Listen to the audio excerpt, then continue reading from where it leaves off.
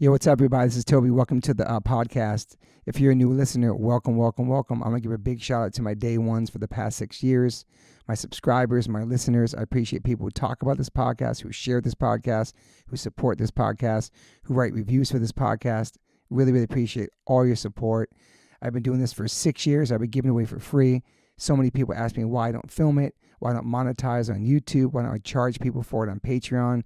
And their answer is because I don't want to. I love these conversations in my kitchen. I love the honesty. I love that people want to come back for 2 or 3 episodes, the reoccurring guests that I have all the time.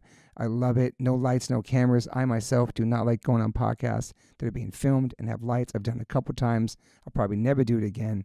I don't feel like myself in those situations. So I want all my guests to be as comfortable as possible. I do have sponsors. The sponsors keep my shit going. They keep it alive. But I will never interrupt a conversation with an ad in the middle of it. People do that all the time, and I will never interrupt the flow of a conversation. So don't worry about that. But I do have amazing sponsors who I align myself with, who the products that I use on a daily basis. I've turned down so much money for sponsors that want to be part of this podcast with companies I've never tried or didn't align with. I'm very picky about who I have on my sponsors and have on this podcast. That being said, check out the sponsors. Joe, cue up the music. Since 1987, Rockabilia has been around doing officially licensed merch. No bootlegs from all the artists that I freaking love, from pop to hip hop to rock to hardcore to punk. Over 500,000 items on this website, independently owned, operated in the USA. Custom limited collabs drop every month exclusively on this website from visual artists and tattoo artists. We have so many bands that I love and artists that I love, from Gaga to Blink, Katy Perry, Bad Brains, Beastie Boys, De La, Tribe Called Quest, 50 Cent, Billy, Deftones, Dead Kennedys, DMX, Dr. Dre, Eric B. and Rakim, Goo Goo Dolls, Hall & Oates, Wu-Tang, U2, Snoop, TSO, and Paramore. Those is to name a few of all my favorite bands that are on this website. I've owned t-shirts from all those artists throughout my life. Now I know to go here only. All officially licensed merchandise. Check out Rockabilia Instagram. Also go to rockabilia.com and use my code OLLC10 and get 10% off. That's rockabilia.com. Use my code OLLC10 and get 10% off your purchases. Thank you to Rockabilia for being our new sponsor. Welcome to OLLC fam. As we get older, we start paying attention to what we put in our bodies. I personally have been listening to my body since I was 18 when I went vegan. I've always been focused on my health. It's super important, mental and physical health. But it's really important for people who are just starting to get more healthy and trying to step up their life.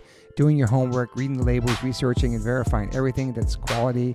It's part of the game these days. That's why I started drinking AG1s. I'm so proud to have them as a sponsor of my podcast.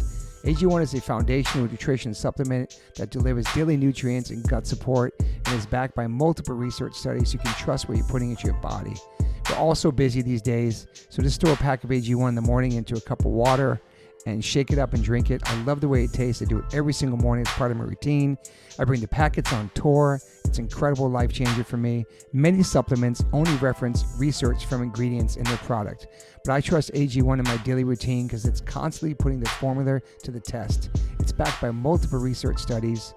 In one of those research studies, AG1 was shown to have double the amount of healthy bacteria in the gut, which is super important because these help digestion in the immune system and the immune health. And these bacteria are known to help with digestion as well, gas and bloating, which I freaking need. And it also promotes regular bowel movements, what I can attest to.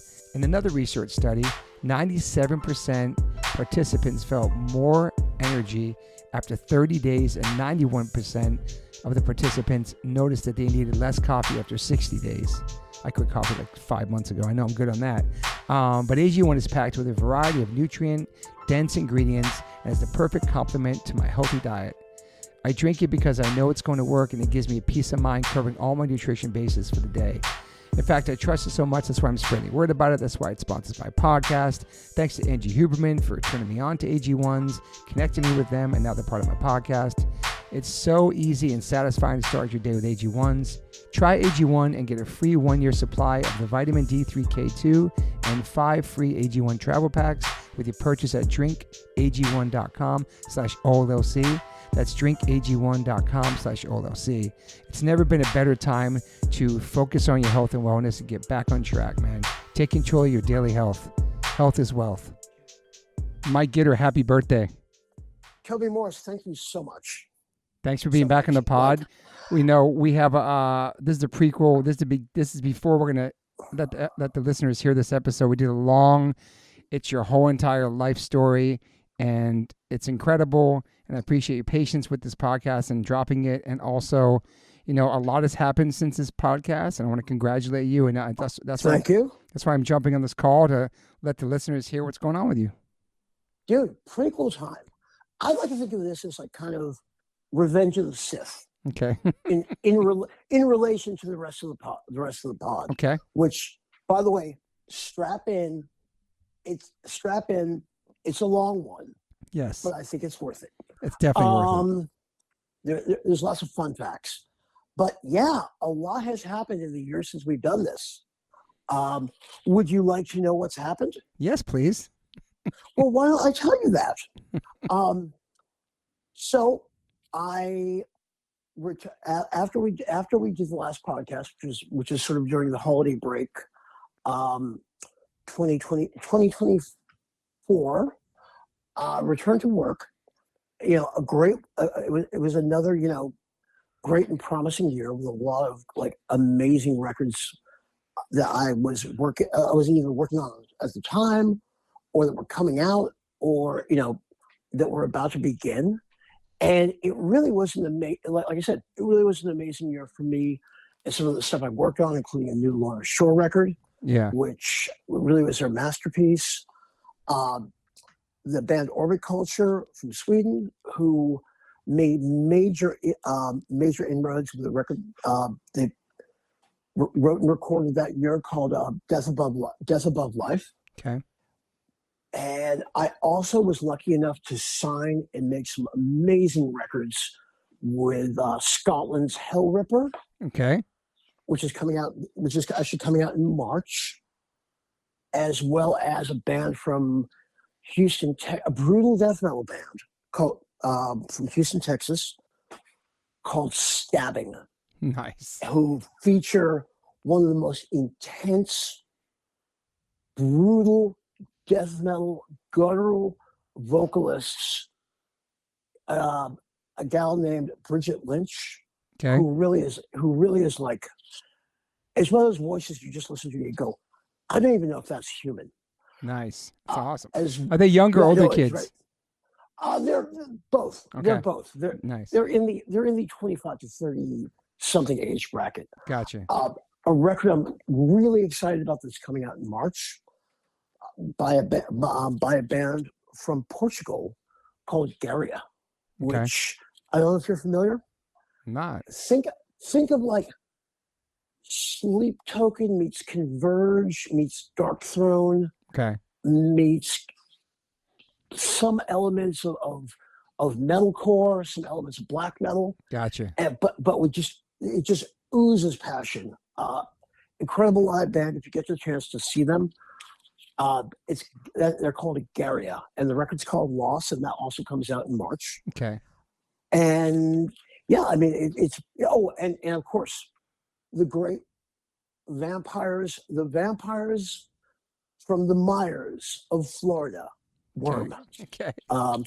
Who if you're looking for that post Cradle of Filth, epic, symphonic, shred-tastic, black metal-esque kick. Okay. The record's called Necro Palace. Okay. And it's by a band called Worm. That comes out at the end of February. Awesome. So man. It had been a really, really like busy, productive year in a lot of ways. And in some ways it wasn't productive for me. And and this happens, I think, anytime you're in a creative space at one company or another. And I began to feel like I was grinding my gears. There were some changes going on at the company, Century Media Records, great company, great people. It was just no longer the right place for me. Yeah. So I made a decision to start looking around. It ran its course for you, yeah. Yeah, it was just time. Like I'd been there 10 years. Yep. So I was like, I'm going to start looking around. Now, 2 years before, I got a call from this company called Frontiers Records, which is based in Naples, Italy. And they have worldwide distribution, like independent label, extremely well financed. They've been in business, like I said, been in business for 3 decades, and they were interested in me being part of or starting a metal label within their label group. And at the time, I couldn't do it. I didn't have like I had other things going on. The bandwidth for it, exactly. Well, I was working at another company, so I kind of, but I said, you know what, let's kind of keep that door open. So fast forward 2 years. Thank you very much. Fast forward 2 years, I made the decision to give them a call. And I figured, like, okay, I'll call a few people and see what's up. And literally they said, we still really want to work with you. We're really interested in bringing you aboard to run a metal imprint / label in our label group. Yeah. That they had already started, and it was called Black to Black. And they had a couple bands on it. Maybe you've heard of them. One, Megadeth. Wow. Yeah, kind of, kind of a known quantity. Whose last self-titled record was released about a week and a half ago. Actually, awesome. 2 weeks ago, as of the time you're listening to this. Yep. #1 record in America and in the top 3 for the most part throughout the world. That's incredible, man. That's insane. It's the biggest debut that band has ever had. I mean, that's amazing, dude. Yeah. I mean, Dave Mustaine, always a genius. I had, as you'll hear on the podcast, I'd worked with him before on a couple of records. Yeah. So to see him, as well as some of the guys in the band who I've known for a long time, including James Lomenzo, who was hanging around the New York scene when you and I were there in the 80s in White Lion. Oh wow. Yeah. Also, their drummer Dirk, who is one of the best drummers in metal today. I met him when he was in solo work. So everybody, I think everybody in that band had really put in the time, and certainly gone many miles. And it's on what is supposed to be the final chapter. They, it's bigger. It's probably bigger than it's been ever or in a very long time. That's incredible. So they had that band, and then there was this other band that you and I know very well, Biohazard. Oh wow! So the new record's on this label too? Yeah, the new record's on this label. Oh shit, that's awesome. It's a great record. It's great. Back, yeah, they came back so strong. It's it's basically the four original members. Yep. And they're as united and happy to be there. I think as they were back in the Toby Morse days.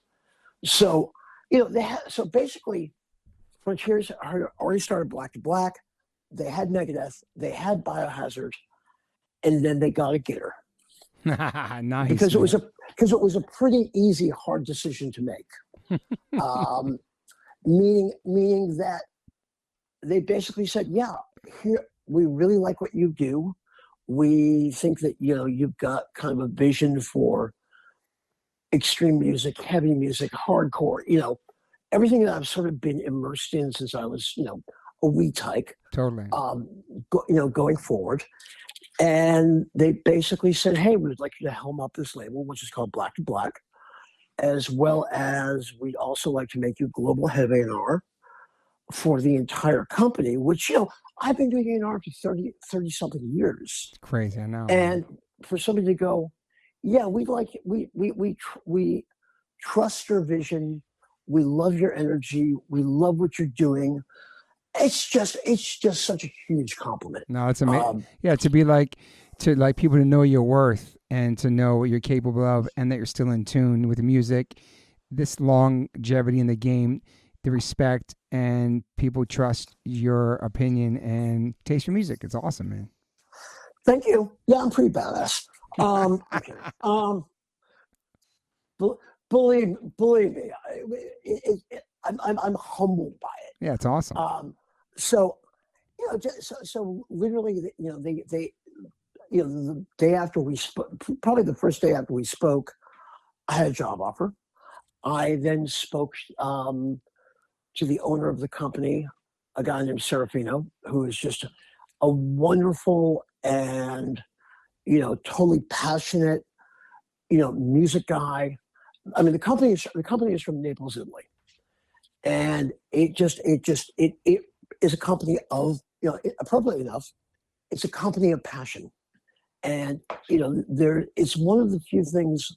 As I was starting to think about companies, maybe to reach out to, it was one of the only ones where I was like, wait a second, here's a place that has headroom to grow, that can do that, and that wants to do that. Yeah.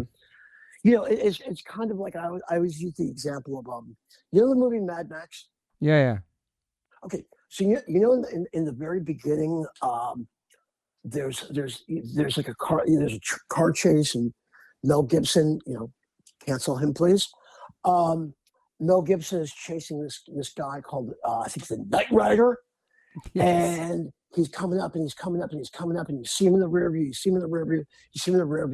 sideswipes him. The guy, like, you see, camera comes in on the eyeball. There's a big explosion, and I kind of have, I kind of have that like vibe about, what we're doing. Yeah. My natural excitement about it, and already I have signed a few bands. I think we've been able to further define what Black to Black is. This coming year we'll have new releases from Cleveland, Ohio's unholiest and coolest and grimiest band, Nunslaughter, which actually features Michael Yoakum, who was a bass player, Michael Yoakum, who was actually in Integrity. Nice. But the Nunslaughter's been around for a long time. They have like many like classic underground records. That record comes out in it'll be coming out in late spring. There'll be a new record from the band Forbidden. Cool. Classic Awesome. Bay Area band, basically reborn. It's still the brainchild of guitar player Craig LaCicero, who I met him when he was probably 19 in Philadelphia at the Ultimate Revenge 2 show. And also playing drums, my old friend Chris Contos from Attitude Adjustment. Nice. American a lot of history Paranoia. here, man. It's crazy, all this history. Yeah, crazy history. So, have that. Started working again with a band that I had signed over at Century called Unto Others, who are like just brilliant, sort of gothic tinged, like they're just like this amazing gothic and metal tinged rock band. They'll have a record out sometime, probably next year. And then over the Christmas break, I signed the Cro-Mags. That's incredible, man. It's awesome. That's Right? a total full circle moment. Especially growing up with them and listening to the music, and yeah. I mean, they're like one of those bands. I think, especially amongst people like you and myself, if we're you're all conversations tend to come back to either the Misfits, Danzig, or the Cro-Mags. Correct. Like all conversations, it's crazy. And this, I've always been a fan. I've always been an acquaintance or a friend of Harley Flanagan. He and I were talking just a few months ago when they went. Actually, you were at the show when they played at Alex's Bar in Long Beach. He played me some new music, and I was like, Jesus, this is Cro-Mags I want to hear. Yeah. Like very best wishes. Some elements of the Revenge record, which I think is this total sleeper record in the Cro-Mags catalog. Mm-hmm. And I also think, I don't think this could have happened a couple of years ago. I think a lot has happened for Harley. I think a lot has happened for the trajectory of the Cro-Mags. Aside from putting out new music on the Mission 2 label, there was also the documentary Wired for Chaos, which really, if you look at it, puts Harley in a very interesting light, because here's a guy who he is in a lot of ways, in the same way that Lemmy was, he was rock and roll. Harley is punk and rock and metal and hardcore, and hardcore. He's a legend, man. And he's the connective tissue between, he was born in the shadow of the Velvet Underground and Warhol's factory. Yeah, people got to watch this doc. People got to watch this doc because it's incredible, and I learned so much about him. Have a whole different outlook and respect for him, and I thought it was an incredible documentary. And like you're saying right now, it's beyond the punk and hardcore shit. His roots, his legacy, you can't deny that he is one of the originators, and that doc really shows that and his lifestyle and growing up, and just the Andy Warhols and the Joe Strummers and all those early days of him going to those shows and just being part of this. Dude, beginnings of punk. It's crazy, man. Dude, I was over his house the other night having dinner with him and his wife, Laura. Okay. Who Joe says we only get 20 minutes, so we got 4 more minutes. Oh, we have 4 minutes to go? Okay. Go. Dude, he had the shirt that Joe Strummer was wearing in that legendary picture of him at the Clash show. That's incredible. Palladium. Bro. His own museum in his house, yes. Oh, totally. He had the hotel room key from Sid and Nancy's room at the Chelsea. Bro, that's crazy. Yeah, I mean, and at the same time, the guy is rad, and he's making rad music. So stay tuned for that. He's out there working, man. He's touring. He's out there, man. Yep. He's like, he's living it, dude. So much respect, man. Yep, and some amazing things are happening for them. Stay tuned. But yeah, I mean, I wanted to jump on a call with you and be like, hey, I know I did this thing a year ago, and there's a lot to listen to. And if anybody makes it through all of this podcast in they will one sitting, they will. I'd like to think it's pretty riveting myself. But you and Patrick from Have Heart.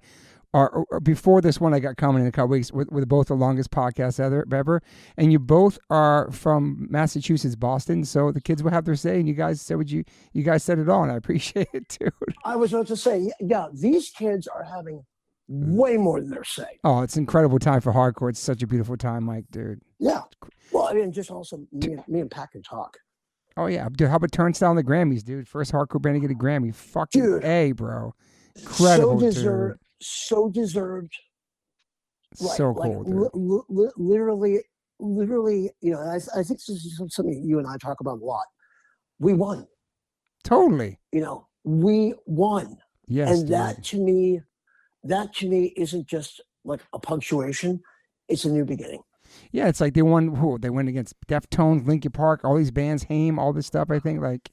All of our friends too. I'm friends with all those people, but it's just beautiful for them. And what they said on stage with the hardcore and the punk community was so beautiful, just elegant, and just like they work so fucking hard. And everything I love about hardcore, man, inclusiveness, positivity, everything, dude.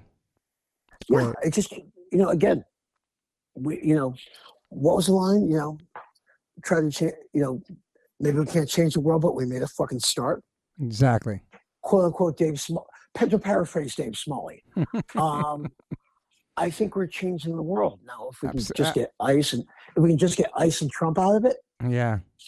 Well, there's a lot of people out there using their voice online, and it's people protesting, and it's beautiful, and and stuff like this happens. It brings like so much unity and community, and just standing up for things, and that's a beautiful thing to see in the world right now. Yeah, and the world will change, and the world will get better. We just don't give in. Well, I appreciate you, and I'm congrats on everything, dude. I'm so happy we got to jump back on this call, and the world's going to hear this amazing podcast and your journey, your history with H2O, your history with the hardcore scene, and everything you've done with music, supporting music, living music, and loving music, and still doing it. It's pretty inspiring, Mike. Dude, thank you. I'm like, I feel like, especially over the past year since we did this, like we've been in each other's lives more and more. Totally. Definitely made us closer as friends. Your best song. I know. Absolutely. Spirit 84. Right. Yep. Well, mad love, Gitter, and I appreciate you, and I'm psyched. And have a great birthday today. Toby, thank you. Happy so much. 40th. Yeah. Cool. Right. But awesome. No, I appreciate you, Gitter, and all right. Okay, have a great night. Okay. Okay, bye. Peace. Welcome to the One Life One Chance podcast. I'm your host, Toby Morse. I got my brother from another mother back in my kitchen. It's been many, many months since Derrick Green has been here. Thank you for being here, Derrick. Thank you for having me, Toby. I missed you, man. It's been a long time. Happy New Year. Happy New Year to you, my friend. It's the first part of the year. It's been a long year. You've been touring like fucking crazy, dude. Yeah, but it's good to be back, you know. You had a great show in Los Angeles. Had a fantastic show, great tour. And it's just nice to be back here in L.A., to be home, you know, with the peeps. Yeah, just man. Kicking it, Pico chilling. Spa for life. Yeah, that's right. Pico Spa. Represent. And then we got the fucking legend. This guy's probably been in the music industry longer than the music industry has been here. There's been 1,000 labels that have crumbled around this human. He's still standing strong. Facts. I see him at all the freaking shows. Every Mr. show. Mike Gitter. God, with an introduction like that. Mike Gitter. Thanks for having me. Thanks for being here. We've been talking about this for months. Yeah, definitely. I mean, Happy New Year's. Yeah, Happy New Year, man. And Feliz Año Nuevo. see, How are you, man? I'm good. Like, you know, it took me like a week to like mellow out. Yeah. You know, like maybe there was like one show, and now we're going back to work on Monday. Yeah. Do you count how many shows that you go to in a year? Is there a number for like last year of how many shows that you've attended? No, like because it's what I've been doing since I was 13 years old. It's crazy. Right. I mean, but I think that's the case for all of us. Yeah. You know, Okay. 3 or 4 shows a week. You just get paid for it. Yeah. Like That's cool. I've That's figured out a really way cool. to like, you know, to act upon and have a career based on passion. Yeah. And Sounds familiar. that's Yeah. I mean, which to me is like, you know, the thing I wake up grateful for every day is I'm still able to do this, and that, you know, we're not resting on laurel, but we're moving forward, Mm-hmm. and you know, within what I do, which is, you know, largely aggressive music. Yeah. You know, working with new bands, you know, hopefully putting out records that matter. Yeah. I wouldn't say hopefully, I would say like, you know, Yeah. certainly. He says with bravado. But yeah, I mean, it's you know, going to 3 or 4 shows a week. It just seems it doesn't seem like any kind of extra effort. Yeah. You've been doing this for such a long time too. Weirdly enough, yes. Yeah. And it's you think about it, and I've been working for record labels since 1993. Crazy, dude. Which is, you know, which is now what we're looking at 33 years. Yeah. I don't feel it. I hopefully don't look at it, or just don't tell me. You know, like, and thank you. You got a good hairline. You got a great hairline. I'm always hairline envious about guests. You are. You really are. You have hairline envy. Okay. Okay, go ahead. Okay, fair enough. But yeah, I mean, you know, like having this span coupled with, you know, things I had done before this, being a journalist, writing for all kinds of rock magazines. Go for a lot of rock magazines. Yep. Yes. Basically booking and promoting some shows in the Boston area. Yep. In the sort of mid 80s. And then that darn fanzine thing that I did from 1983 to 1988. Yep. Triple X fanzine. Yep. Yep. Which brings me to like when I was, I don't know, like maybe like 15 or 16 years old. It's crazy. Something man. something silly like that. So you're from Marblehead, Massachusetts. Yes. So you have siblings? I have a younger sister. Okay. Wow, didn't know that. Yeah. Was she into music too, like you? I think she always appreciated it. Yeah. She did see Minor Threats last. What? Yes. Wow. My little sister joined me and a friend of ours, a guy named Paul Johnson, who actually took pictures for the early issues, some of the early issues of XXX. Okay. At the channel, seeing it was like Minor Threat, SSD, and I think Jerry's Kids. Damn, that's a crazy show, man. Now, that probably has mattered more to my life than hers. Yeah, for sure. But I'm certainly glad, I got to share. Yeah. So I watched a couple of things about you. You grew up listening to, like, obviously Jim Croce, which my mom played in the house all the time. Bad Leroy Brown, Led Zeppelin, all that stuff. So there was music in your household a lot? I mean, it was mostly coming from, my direction. I think what was coming from my parents' 8-track player. Nice. With the stirring sounds of Helen Reddy, the gospel soundtrack.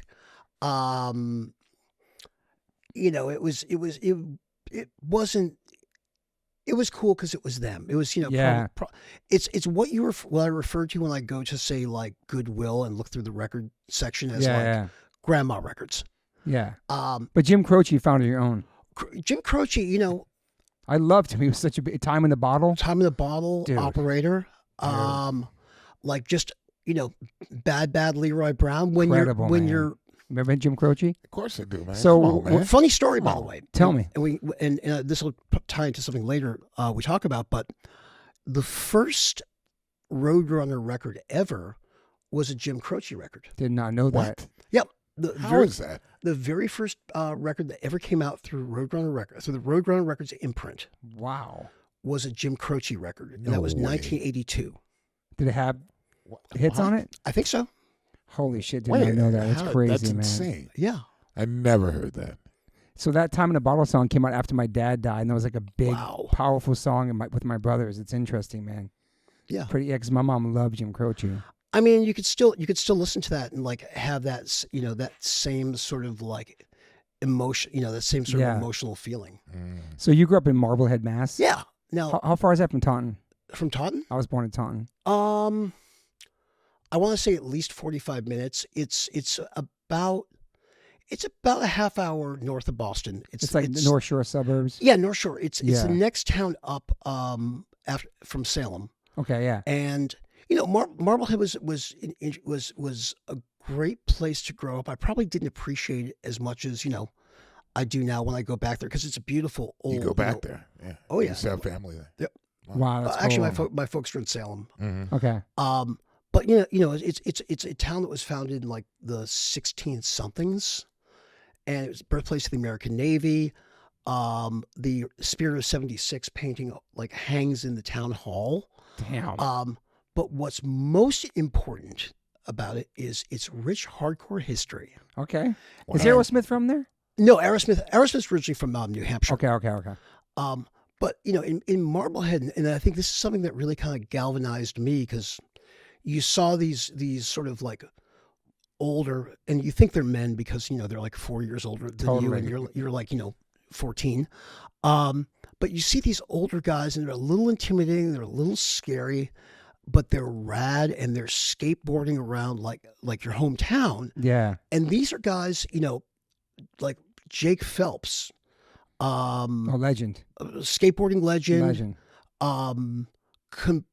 Just complete oversized character. Rest his soul too. And feature editor of Thrasher magazine. That's right. Guys like Jake, guys like Andy Strahan from DYS. Yep. Tony Perez, who was the guitar player in Last Rites. And you had characters like the guys in SSD Control skating the hills in Marblehead. So all of these characters are sort of drifting around, and you're like, I wonder what's up with them. Yeah. They definitely stood out in the town. They definitely stood out, and they definitely piqued my interest. And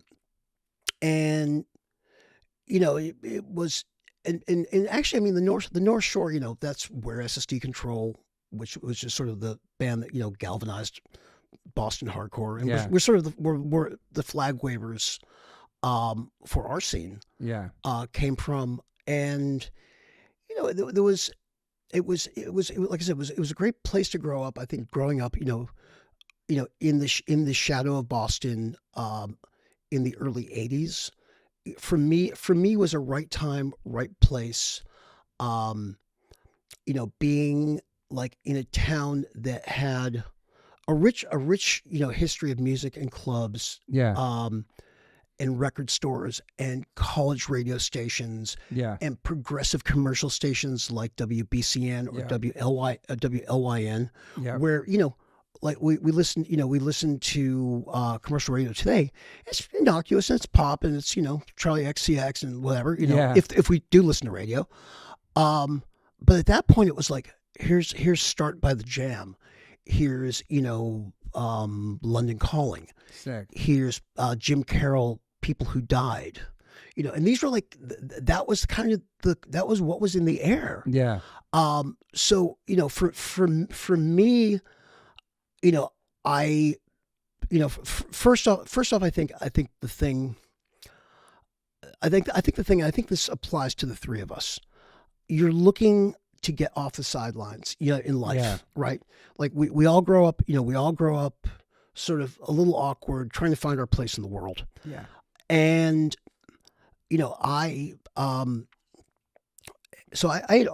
would, and I loved music. And, to me, one of the great things when you heard Aerosmith or you heard Black Sabbath or Alice Cooper or Kiss, also bands that had like Marvel comic books made after them. Yeah. We'll get to that later. Yeah. Like all of a sudden your world's getting opened.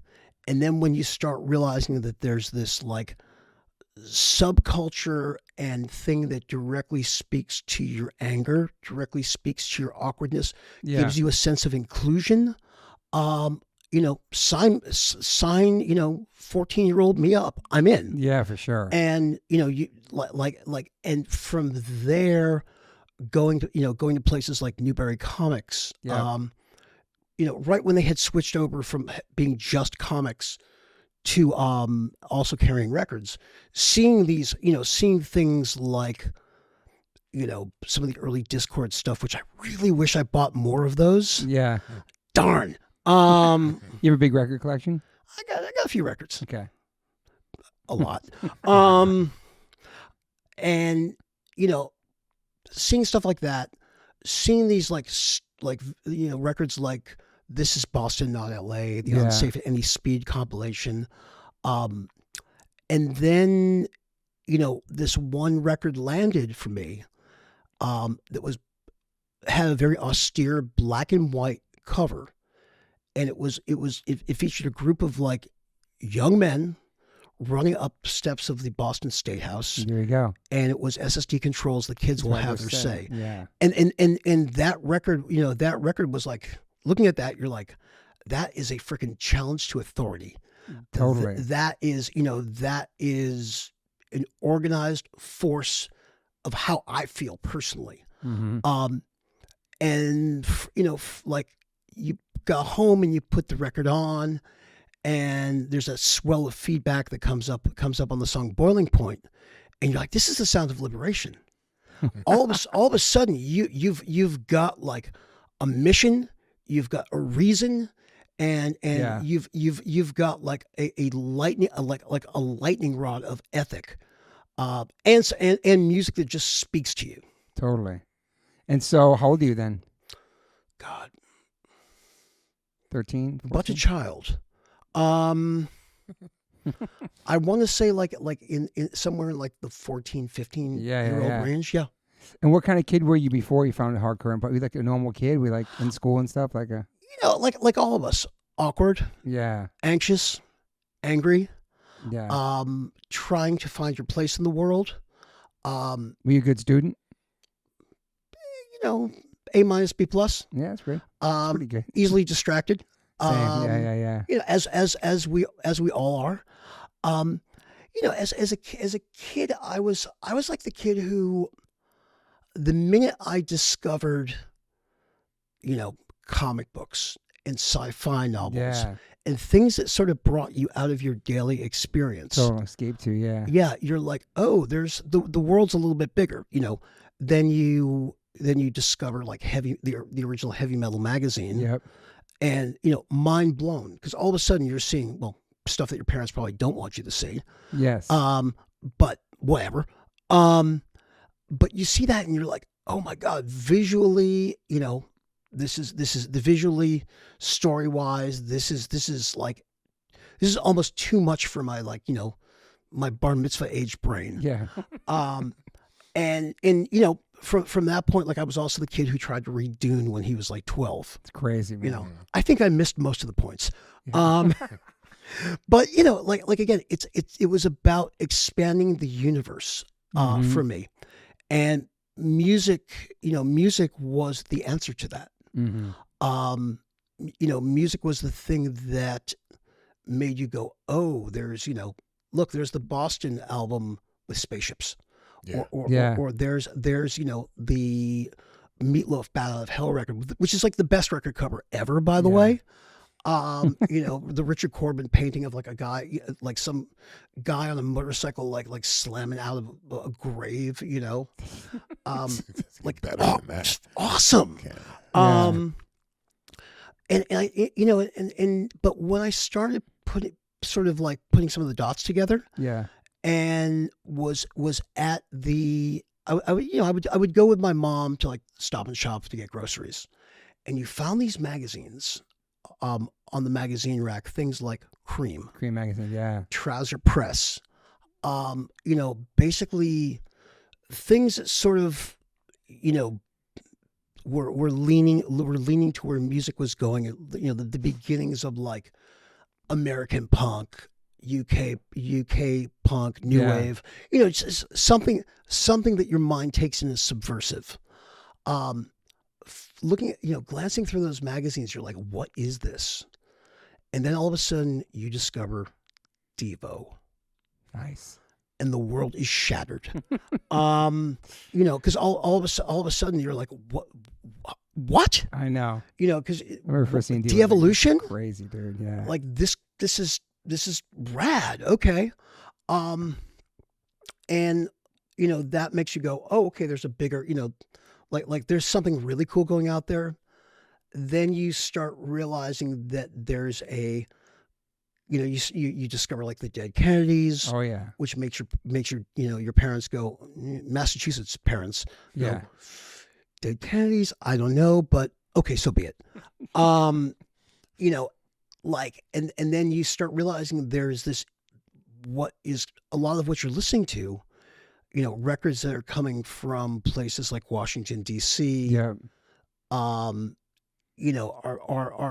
basically self-released artifacts of like a self-perpetuated, self-originated DIY subculture. Mm-hmm. And you're like, oh, wait a second. I can put my hands on the wheel too. Mm-hmm.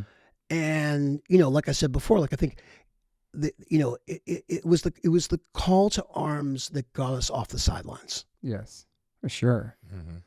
Yeah. And how did you discover any of that? Like, how did you come across, was it like fanzines or anything like that? Like, how did you even encounter this living in the place that you lived? Well, going like I said, I was a comic book kid. Right. So Newbury Comics. You'd go to Newbury Comics, and you've got people like Jonathan Anastas from DYS working there. Damn. Okay. And you've got like all of these like rad black, like very black and white, very austere, very like powerful record. Hardcore is a black and white like thing. It's very austere in that way. Yeah. Or at least what we came out of. For sure. By the way, I was thinking about this today. I was like looking at a bunch of black metal records, going, it's the same sort of like almost deconstructionist like thinking that goes into some of that artwork that went into some of the original hardcore artwork. Yeah. For sure. No connection, but no connection, but probably a shared ethos. Inspired by, for sure. Yeah. Yeah. So yeah, I mean, it was basically like starting to see that and realizing like there were bulletin boards that spoke of these gatherings, Okay. these shows, you know, and there were these fanzines, and there were things, you know, like as I started to sort of grow into it, you know, it would be things like Boston's Forced Exposure, which if you see the early issues of that fanzine, which was like a great fanzine, particularly the first 6 issues, it's images of, you know, this of SSD control, you know, blasting in your face, like Cool. Chris Doherty from Gangrene, you know, up in the air, Tesco from the Meatmen, like being Tesco from the Meatmen. Yeah. And yeah, I mean, it was all that stuff that got us hooked, because I also think that one thing I can't, you know, I can't like state more is, by the time I got into it, I'm firmly second generation. Yeah. Right. By the time, you know, we got into it, everything was laid out there for us. There were people putting out records. There were, you know, Yeah. Black Flag had met DOA, and they gotten the numbers of different promoters in every town, and, you know, places to, like, basically places to crash. And, Yeah. you know, they had basically laid the bricks on the road that, like, actually bands I think still travel on now, to be honest. I remember hearing those stories. Yeah. Nazi Yeah. Front talked about that. Yeah, totally. Yeah.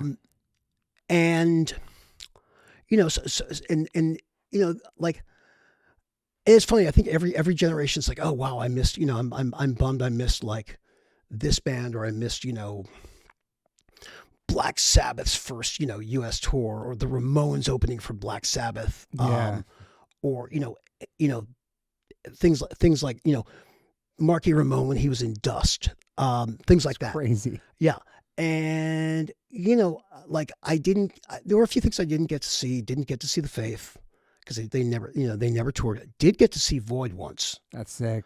And that was just mental. And that's like one of those, that's a flex I still carry with me to That's this a good day. flex. It's a good flex.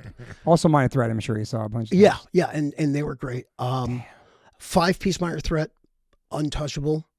4-piece Minor Threat, pretty much untouchable too. Yeah. Just, you know, they were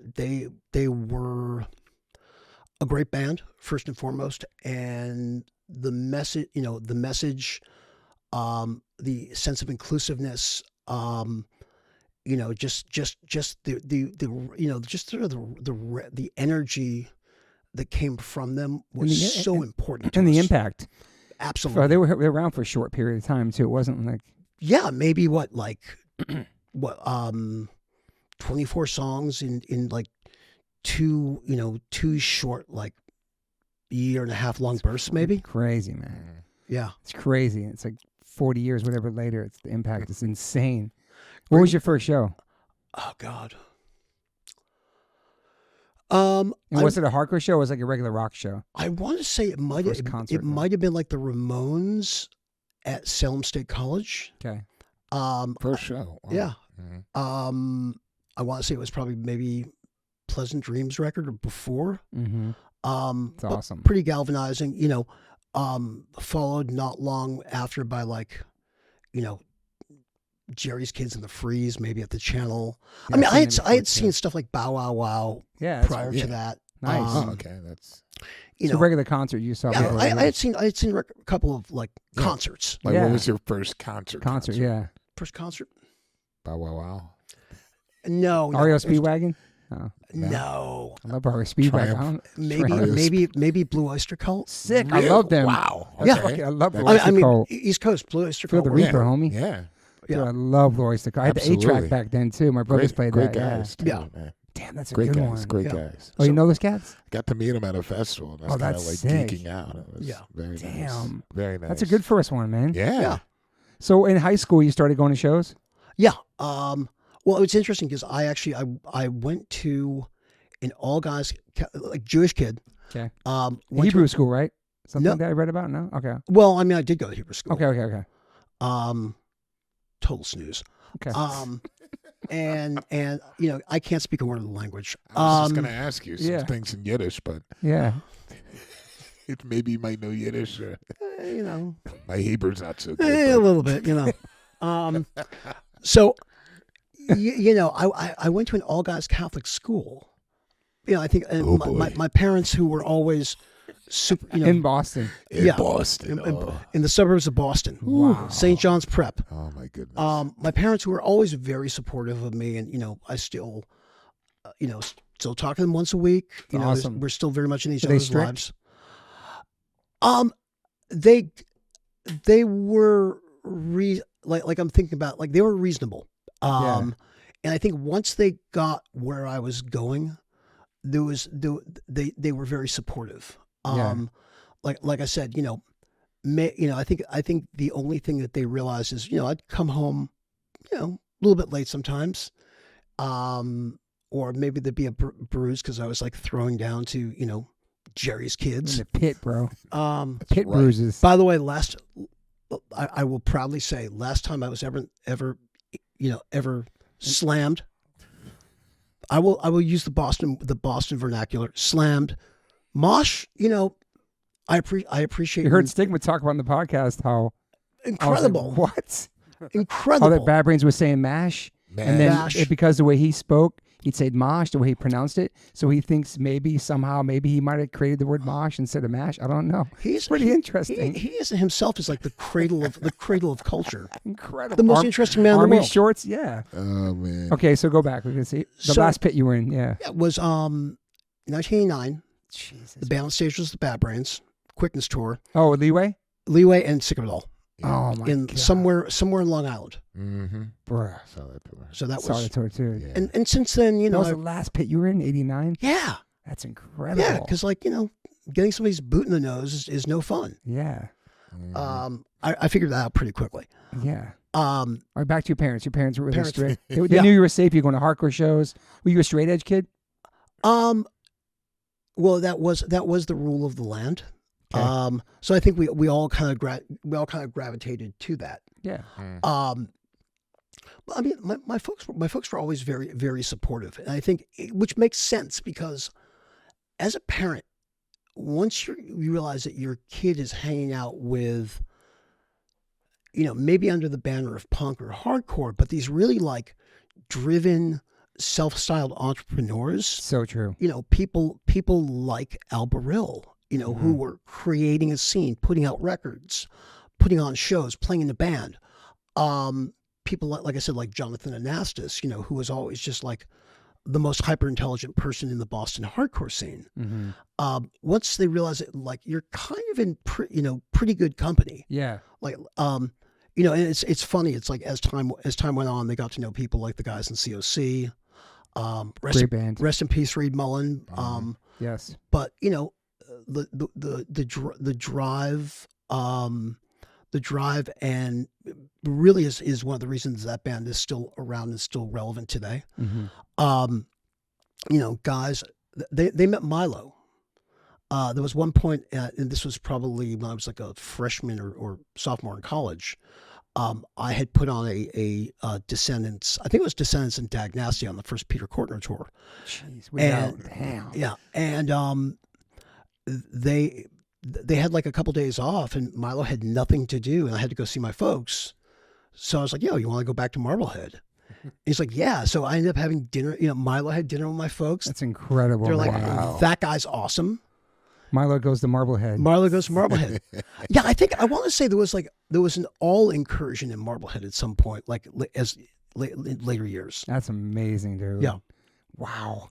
So they got it, When I was in absolutely crappy bands, they came to see my absolutely crappy band open for the Circle Jerks once.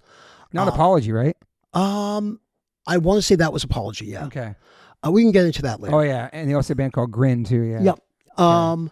They Apology's dope, they though. also went to see Kuda. Like my family has like somehow ended up at some pretty cool shows. They've been to some shows. They came to a COC Blast show that I put on. Wow.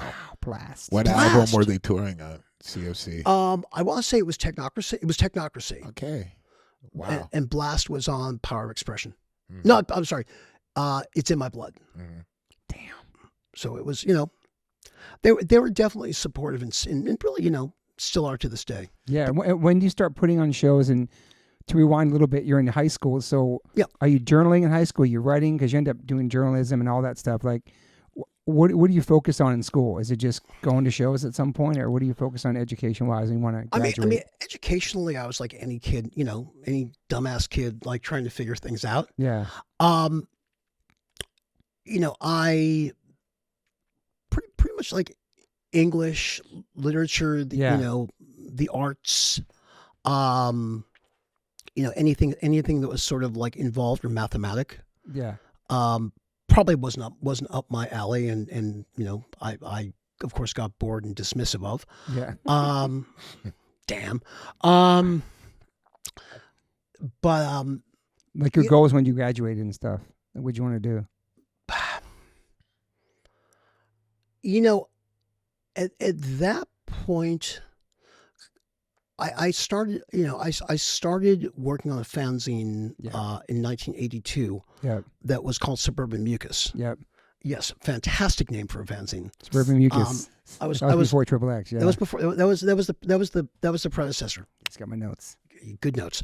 And I was doing that. I was doing that with another guy who would eventually, after 3 issues, and again, you go back through those issues, and it's really a portrait of like a young person, like starting to find their identity, starting to get off the sidelines. Mm-hmm. And it was like, you go back now and you look at it, and it's like reviews of Flipper next to Bow Wow Wow and David Bowie on the Let's Dance tour. It's pretty sick, though. like Flipperoos, okay? Don't be stupid. Yeah, like we haven't quite gotten to the core of the core yet. Yeah, that's cool. You have that kind of diversity in the fanzine. Yeah, but we put out maybe like 100 copies of each of those, and then the guy who I was doing it with was a guy named Mark Dinseco,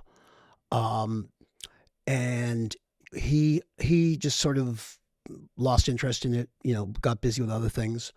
I still wanted to do it because I was seeing like this, there was a progression that was bringing me somewhere. Mm-hmm. And Triple X basically came out of that. Okay. It was, there was a 4th issue of Suburban Mucus.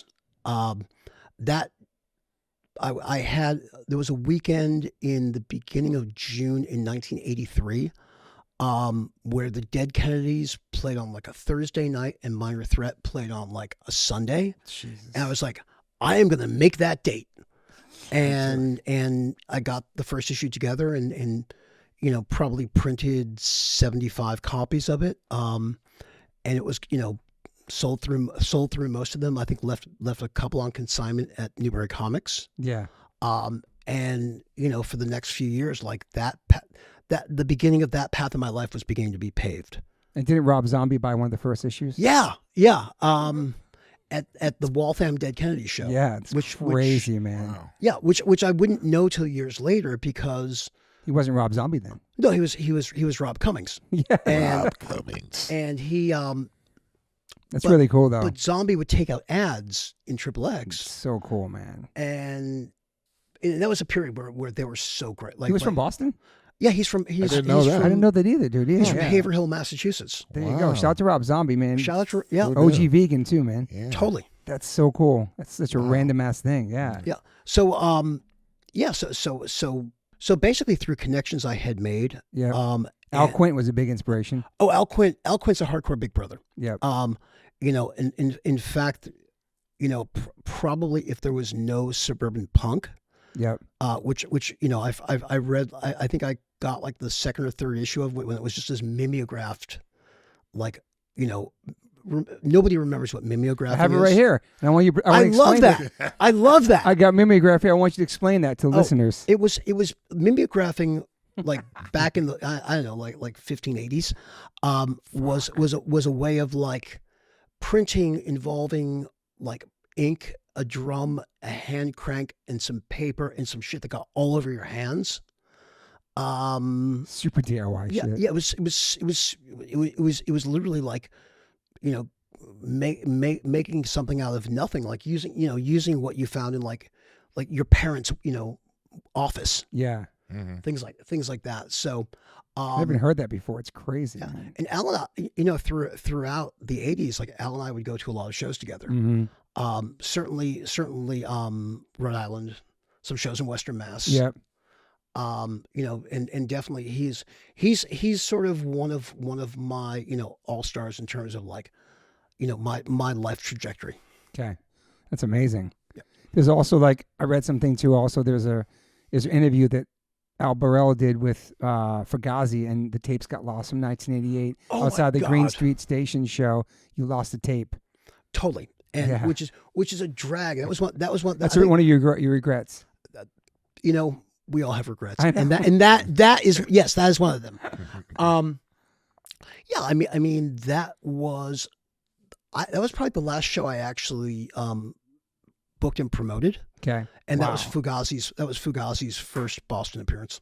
Wow, man! And that was how big was Green Street Station? Was it a pretty big venue? No, it was probably about two or three times the size of this kitchen. Okay. Damn, dude. Yeah, it was in Jamaica Plain, and tons of great shows there. Yeah. First time I ever saw Sickerdall. First time I ever saw Guar. Rollins Band, Descendants played there. Like, it was sort of the like. It was a spot for a while. Was this a crazy interview too? Was it a good? It was cool. I mean, it was like Al sort of asking Ian about at the time vegetarianism. Yeah. And like there was some Al quote that was like brilliant. It was something about like, how you get your protein, it was something like that. A classic question too. Right. But keep in mind, especially back then. Yeah. But I mean, that's normal back then. Now it's kind of weird, but yeah. Yeah. Now it, but now it's like duh. But well, yeah. There's 30 kinds of tempeh. I know. Like at Ralph's. It's cool. So true. But back then it was like, yeah, it's a question. Yeah, I get it. Yeah, but the thing that was really resonant from that interview, which I wish, I had and people heard, was the camaraderie and the friendship between these two people. Yeah. And as different as they seemed, they're both brilliant. Yeah. And they're both direct, and they're both these like huge galvanizing personalities. Totally. And these were our saints, man. These were like the coaches on our team. Absolutely. When did SSD come out after Minor Threat? Like how many years after? SSD, I believe, first played in 1981. Okay, and Minor Threat was 80. Minor Threat was 80. Yeah. So big inspiration from Minor Threat SSD. Obviously. Oh yeah, and there was always a very tight relationship because of that friendship between Al and Ian. Yeah. There was always that there was that Boston DC connection. Totally. Which as the time went by, I booked a lot of bands from DC, including like Ignition, Soulside, Swizz, kind of like that, like second, third generation, like the younger brothers of the Discord All-Stars. Yeah. So what are you doing when you're booking bands and making a fanzine? Like you're out of high school, obviously. Like were you working? Like what are you doing to survive at that point? Are you living at home? Like. So around that point, I mean, again, this is a life fraught with like preparation and luck. And luck is when preparation meets opportunity. Yeah. It was literally sometimes I would actually, make a few bucks off doing a show. Okay. After the band had been paid what it was due. Yeah. And bonuses. It's hard on a $5 show though. Probably. I think we got to the $8 range. Okay, that's good. Yeah. That was like GBH or something like that. Yeah. Maybe from out of the country, man. Maybe Creator and Voivod. You got to pay for flights, man. Yeah. It was, but around that time, I had also started to write for other magazines. Okay, yeah. And the Tower Records one at that time or no? That was later. Later, okay. Yeah. Later. The first Hit Parader. That was later as well. Okay. Yeah. That was later as well. But I chill out, Derek, with his notes, bro. Chill out, bro. It's all good. I love it. So literally, I had started writing for a local music paper called Boston Rock. Yeah. Okay. Which is like, here's a pile of records, go write something. Like, and I had written something about Black Flag. And then one day I got a call from a guy named Danny Fields, who wanted me to write a story about Black Flag, similar to the one I had written in Boston Rock, for a magazine called Hard Rock Video, which was basically a rock magazine that was leaning more into like, the underground, the new wave, like what was becoming emergent in sort of music culture. Yeah. And what I also it took me like, a little bit of time to realize this, but this Danny Fields guy, was the first manager of the Ramones. Wow. Okay. And, years before that signed the MC5 and the Stooges to Elektra Records. Wow. Legit. That's huge. Yeah. And so I began writing for Hard Rock Video, and it was like, you're making $150, an article, but if you do enough, and this is 1984, 85. Jeez. It definitely helped pay some bills. Yeah. What happened after that was Pusshead, the Legend. acclaimed legendary artist. Oh yeah. I was corresponding with and trading records with. So cool. Which is, I still have that first pressing of the first Gizm record. Wow. From him. I actually still have a bunch of stuff that we traded. So cool. He asked me if I wanted to write for Thrasher.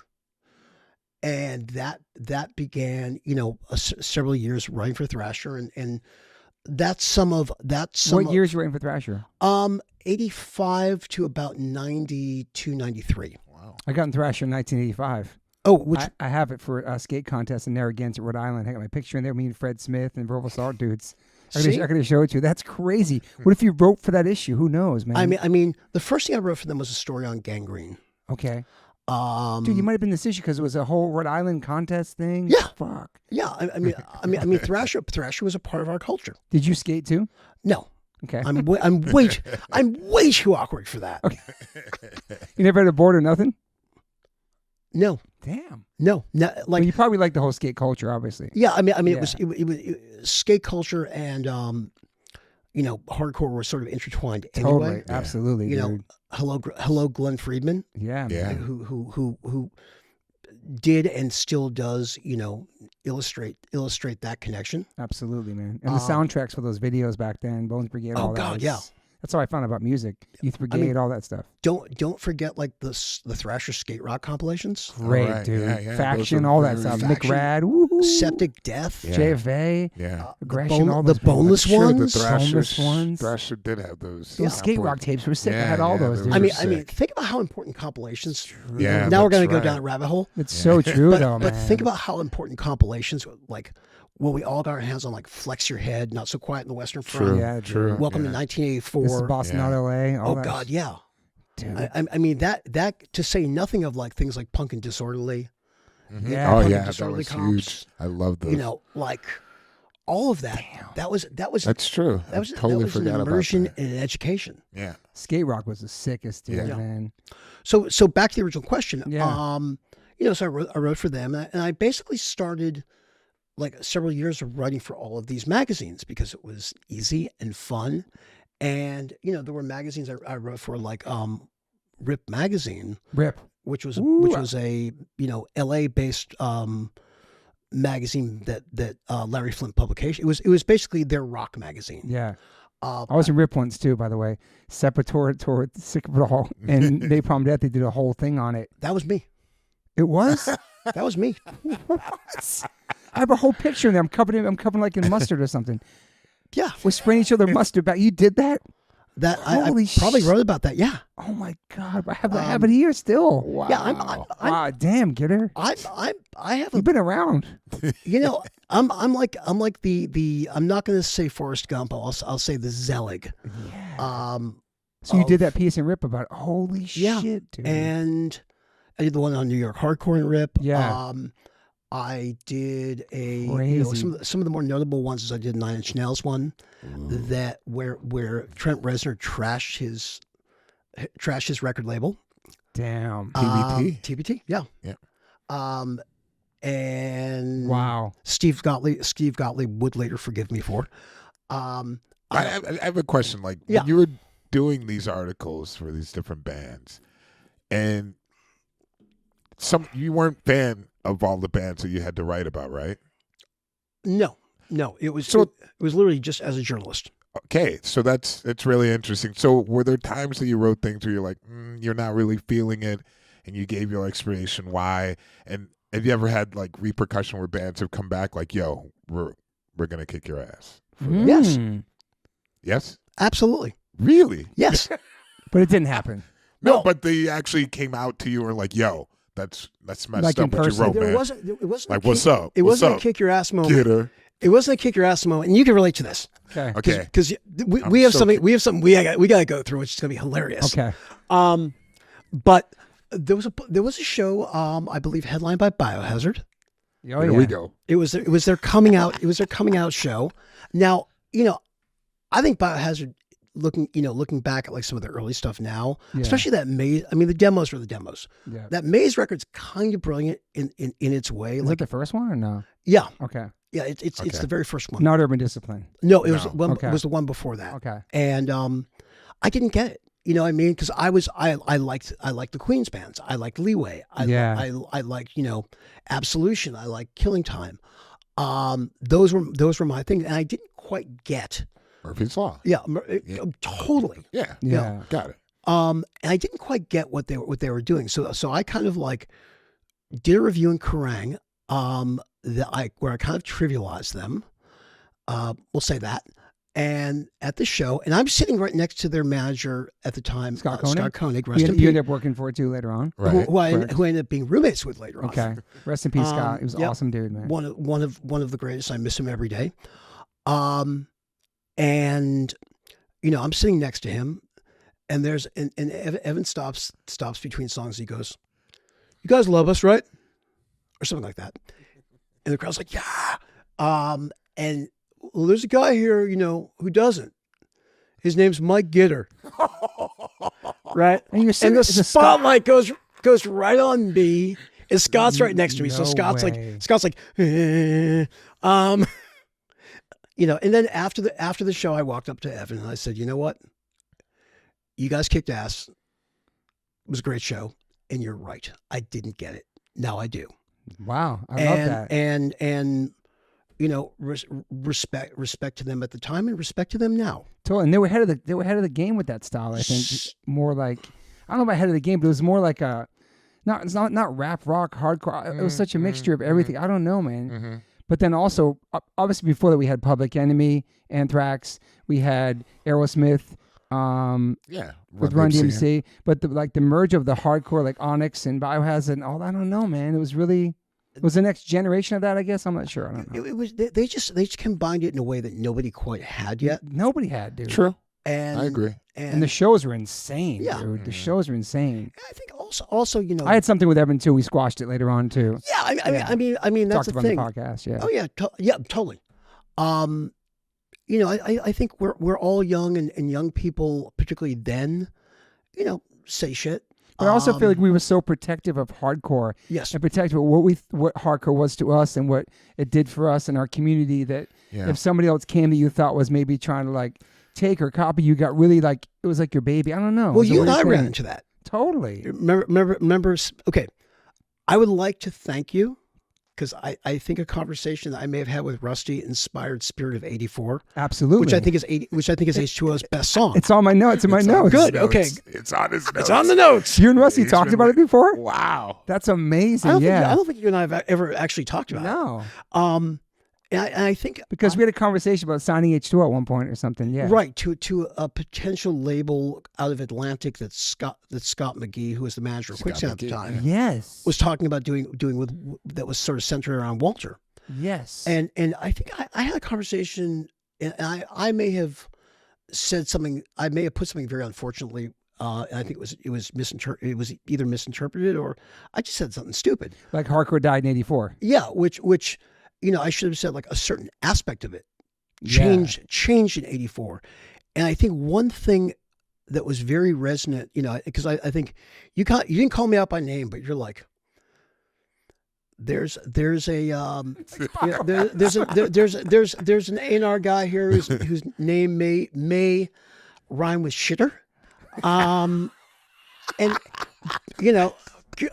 good on you because you know, that, Wow, Toby. you know, and basically you just run into like, you know, you can't, whatever the first line. You can't have me on my you Sign can't My have Life me. Away. Yeah. This is amazing right now. I'm so yeah. happy. No, it's, Thanks for bringing it up. oh, thanks. I'm glad we got to squash the beef. I was waiting. I know. You inspired a sick song, though, dude. That's your best. That's where H2O Go came in. H2O. Yeah. That's where they came from, Yeah. that song. Yeah. And Thank you for that. But I think, well, thank you, because I think what that really reinforced to me at a time when I was sort of like, you know, working for labels and sort of like maybe had a few blind spots in terms of what was going on, you know. Did you kind of away from the hardcore scene at that time? There were a few blind spots for sure. There's definitely some stuff I you know, caught up on. Yeah. But I was also, you know, I was still going to shows and still like involved in all of, you know, but also now we understand where your generation came from. You came way before us in that sense, and how you grew up and what you got into, and obviously it was changing and all that. But I think what you were saying effectively was the root of this will always be strong. There will always be somebody there'll always be somebody looking for their own sense of personal fulfillment, you know, finding their space, finding their liberation. Totally. So, you know, it was one of those great moments. It was a great teaching moment. So thank you. Wow. You're welcome. That's amazing. We could talk about it adults like fucking 30 years later. I know. Yeah, it's crazy. Yeah, so it's definitely generational. It's different styles. I mean, we first came around, we were too melodic for New York hardcore. We were too poppy. And everybody has their own style of like what hardcore is for them and what their hardcore is. But there's really no blueprint to it. No, and you guys were the perfect like mash. I mean, I believe I was at your first show in Queens. Yeah. It was last week, December 30th, 1994, man. Yep. Bayside, Queens. There was a crazy ride after the show. See, I think we had left before.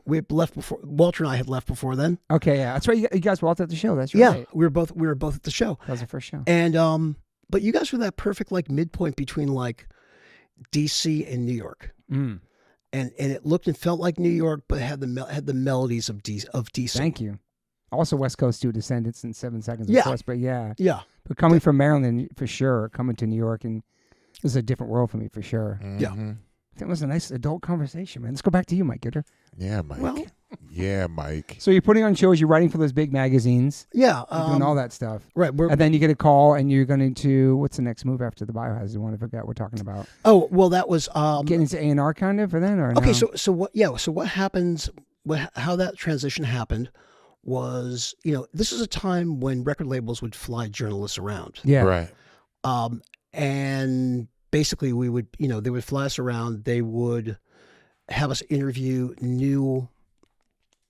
Should I stop? Oh, okay. Okay. Edit point. So this was a time when record labels were flying journalists around, Mm-hmm. and you know, I was writing for a number of magazines. So Geffen Records flew me out to LA to go interview my old friends White Zombie. Okay. And they so I was, you know, I was coming back, I think maybe on People's Express airline. Oh my God. Like yeah, defunct 100 years ago. Was there like an ashtray in the armrest? Wow. Oh yeah. Good memory. So and I bumped into a guy named Jason Flom. And, you know, Jason has been a great record guy for like, you know, really since the 80s. You know, he's signed everyone from Twisted Sister, Tori Amos, Skid Row, Lord, Civ, which, you know, which I did with him, which we'll get into later. And, you know, we started talking about, kind of like what I was into, and he allowed me to just sort of like get nerdy for a while and talk about like, right. You know, and he was already working for Geffen. No, he was working for Atlantic. He was the head of A&R for Atlantic. Okay, gotcha. And Jason, you know, Jason and I just talked for a bulk of the flight, actually, back from Los Angeles to New York, because I had moved to New York. Is Jason Flom? Yep. Okay. So I had moved to New York at that point, and then at the end of the flight, he said, "Hey, can I get your number?" I was like, "Sure, you know, cool." I also knew his fiance at the time, a woman named Wendy Berry, who I had met because she was the receptionist at Profile/Rock Hotel Records. Oh yeah, I remember. And I would, every time I would go up to or I'd go down to New York from Boston. I would stop at Profile and either interview the Cro-Mags or Leeway, or crazy dude. See Mike Schnapp. Schnapps. I know, right? Yeah, another legend. Another legend. Or Chris Williamson. Oh yeah. The like Mr. Rock Hotel himself. Yeah, dude. And yeah, so it was sort of like, it was just kind of very natural. He called me up and he said, "Hey, I'd like to talk to you about possibly consulting for us." I said, "Cool." And I started laying more bands on him. It was like, "Oh, you should check out, The Obsessed." Yeah. You should check out Godflesh. Mm-hmm. Godflesh. And several weeks later, I found myself in London with Danny Goldberg, who was the I believe the president of Atlantic Records at the time, trying to sign Godflesh because, well, we thought they'd be the next Nine Inch Nails. Now, wow, the deal didn't happen. They actually ended up being part of a overall Earache Records deal with Columbia. Didn't they? Oh, okay. I was thinking of Noise Amphetamine or something. Oh, Amphetamine Reptile. Yeah, Amphetamine Reptile. Amphetamine Reptile did do a deal with Atlantic. Oh, okay. In like the mid '90s. Okay. But that deal didn't happen.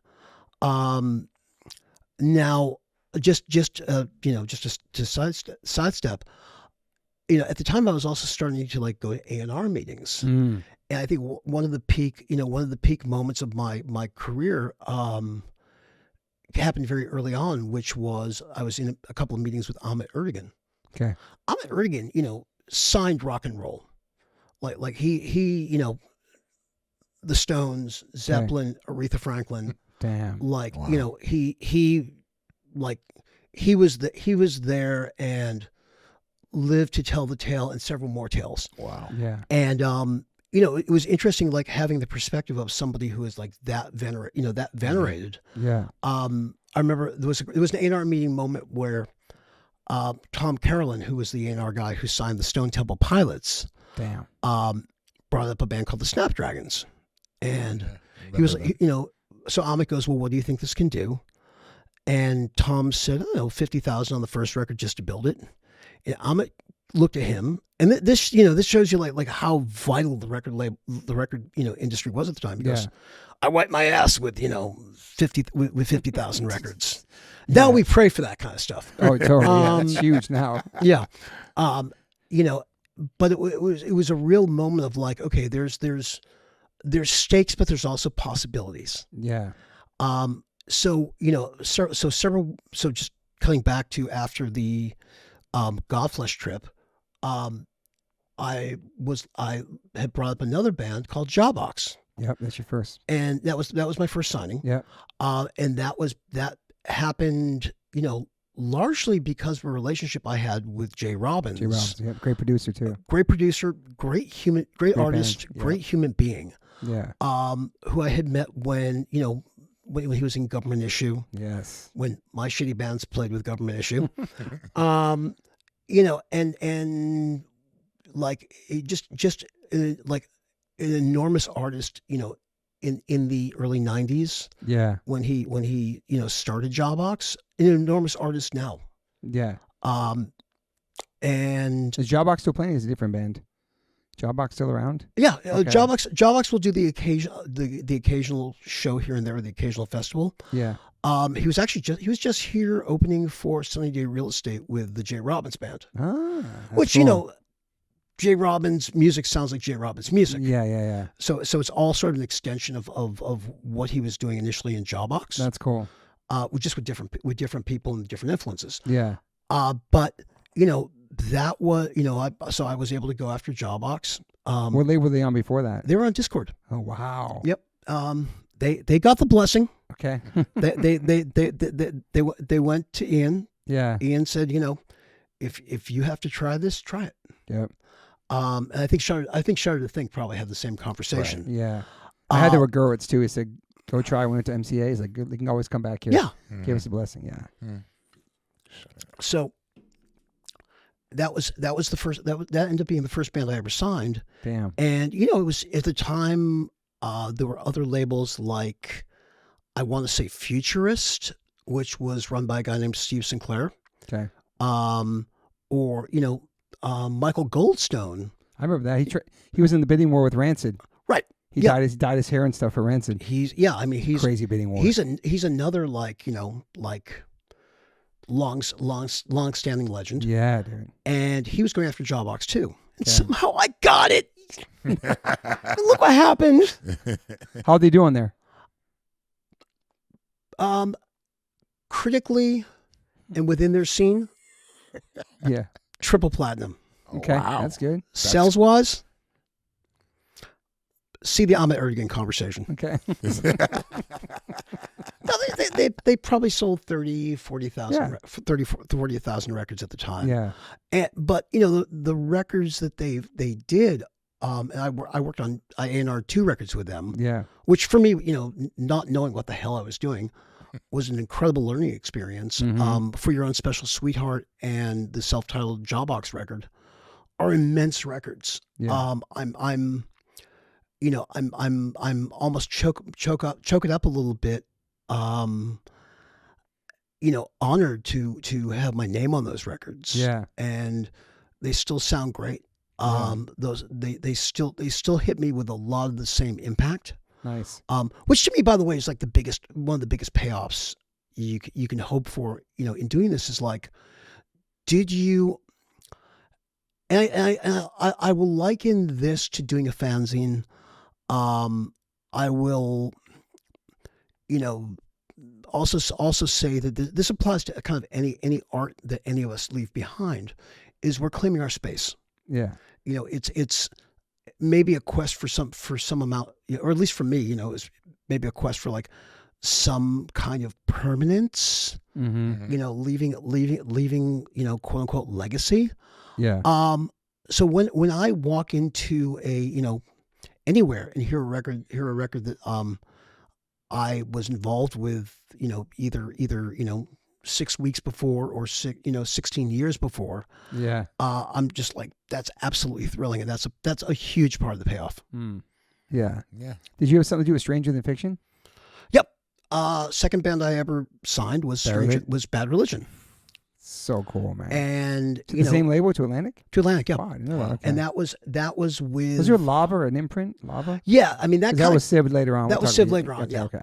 And that was with Danny Goldberg involved, and at the time, Bad Religion was starting to like look around for other label options. Epitaph too, right? Well, and I think at the time they had to. Yeah. Because Epitaph was exploding at the time. Huge, that was when man. you had like Pennywise and NoFX Everybody. and Rancid. Even things like SNFU. Yeah. Or I think Gas Huffer. There's so many bands on there, man. All these bands were doing like Dropkick Murphys, a bunch of bands. Oh yeah. Yeah. Totally. And at the time, like they almost needed to remove, like Bad Religion almost needed to sort of not be part of that to allow the other bands to flourish. Mm. And so I think they were looking at other options. Yeah.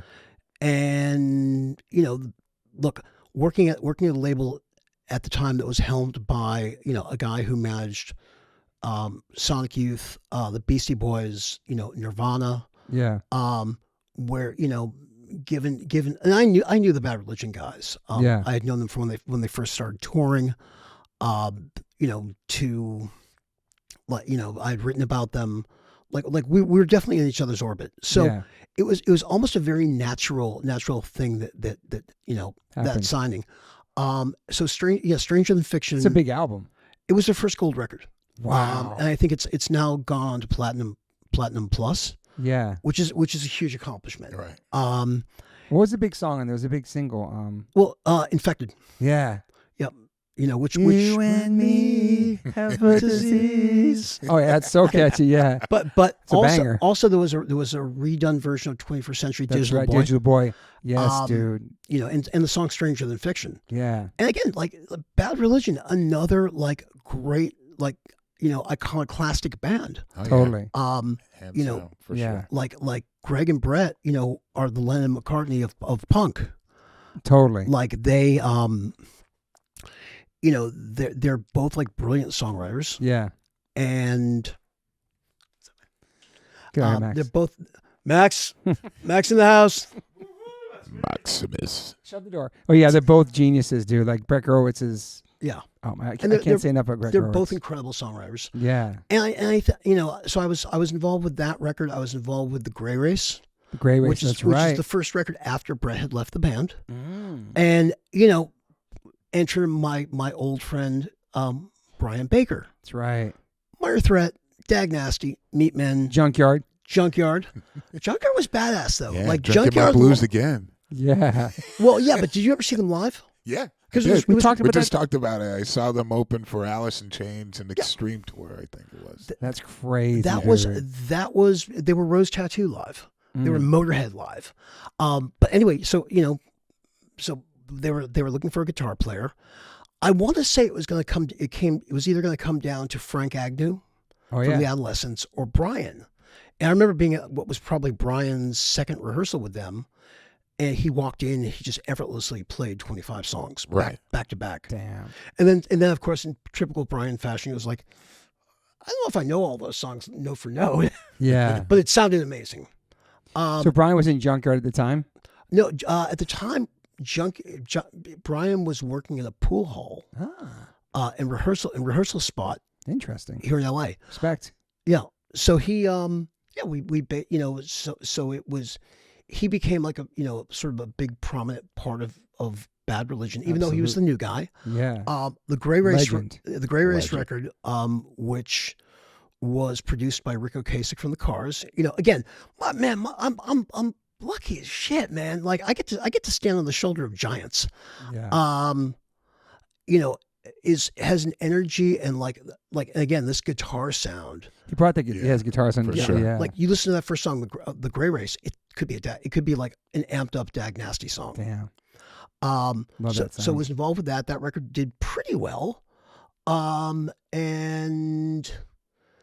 I was also involved with the reissue of Recipe for Hate. Oh wow, that's cool. Which Atlantic had picked up. And that was come 1997. I had 5 bosses at Atlantic. Far. I had a really good tenure there, and it was a phenomenal introduction into the world of A&R and working for like bigger record companies. Yeah. But all good things come to an end. You had Sam I Am too, and then and Civ and Orange 9 was your last signing, correct? Orange 9 maybe? Orange 9, I believe Orange 9 was my last signing. Yeah, so you did the big Civ record. Yeah. It's amazing. And that was, and again, it was a buzzworthy. That was a big. Yeah, I remember. Song. That was as I remember, as one does, as one would. as one does. Oh, but his is a different story. Why? Well, I know. I mean, I was jamming with Sammy and Charlie, and we had a band, and it was called Overfiend. And then Gitter came into the picture. It's like, yo, let's sign this up for Civ. And I was like, wait, what? Is there another beef for squashing on the podcast? That was like, oh my God. I was like, that son of a bitch. But I didn't realize. Destroyed my tree. But at least Civ blew up. At least Civ crushed it. No, I was happy for them. But I was just Civ like, crushed it. And then this other thing happened several years later. What the hell? Oh, yeah. But that was just that. I was like, all right, that's good. Yeah. No, I wasn't angry at all. I was happy that those guys were actually going on to do something incredible, and I love the songs. Mm-hmm. I want to say that maybe I can't speak for Gorilla Biscuits, but maybe that Civ doing that record after all those years not doing stuff from Gorilla Biscuits maybe inspired Gorilla Biscuits coming back, who fucking crush to this day. I don't know, maybe I don't know because Charlie's in that band. You know what I'm saying? It's awesome. I think it elevated Gorilla Biscuits. Yeah. And I think it put, because of the the quote unquote success of Wait 1 Minute More. Because people are like, who is this? Who are these guys? Where do they come from? Right. You know? That was the gateway to hardcore for so many people. I agree, man. True. I agree, dude. For sure. And then I think that when GB came back, it was a thing. Mm-hmm. Yeah, and still is a thing. Yeah. They're a machine. Dominating. Machine. One album from 1988. It's incredible. Dominating, Yeah. dude. It's beautiful. Yep. That record just.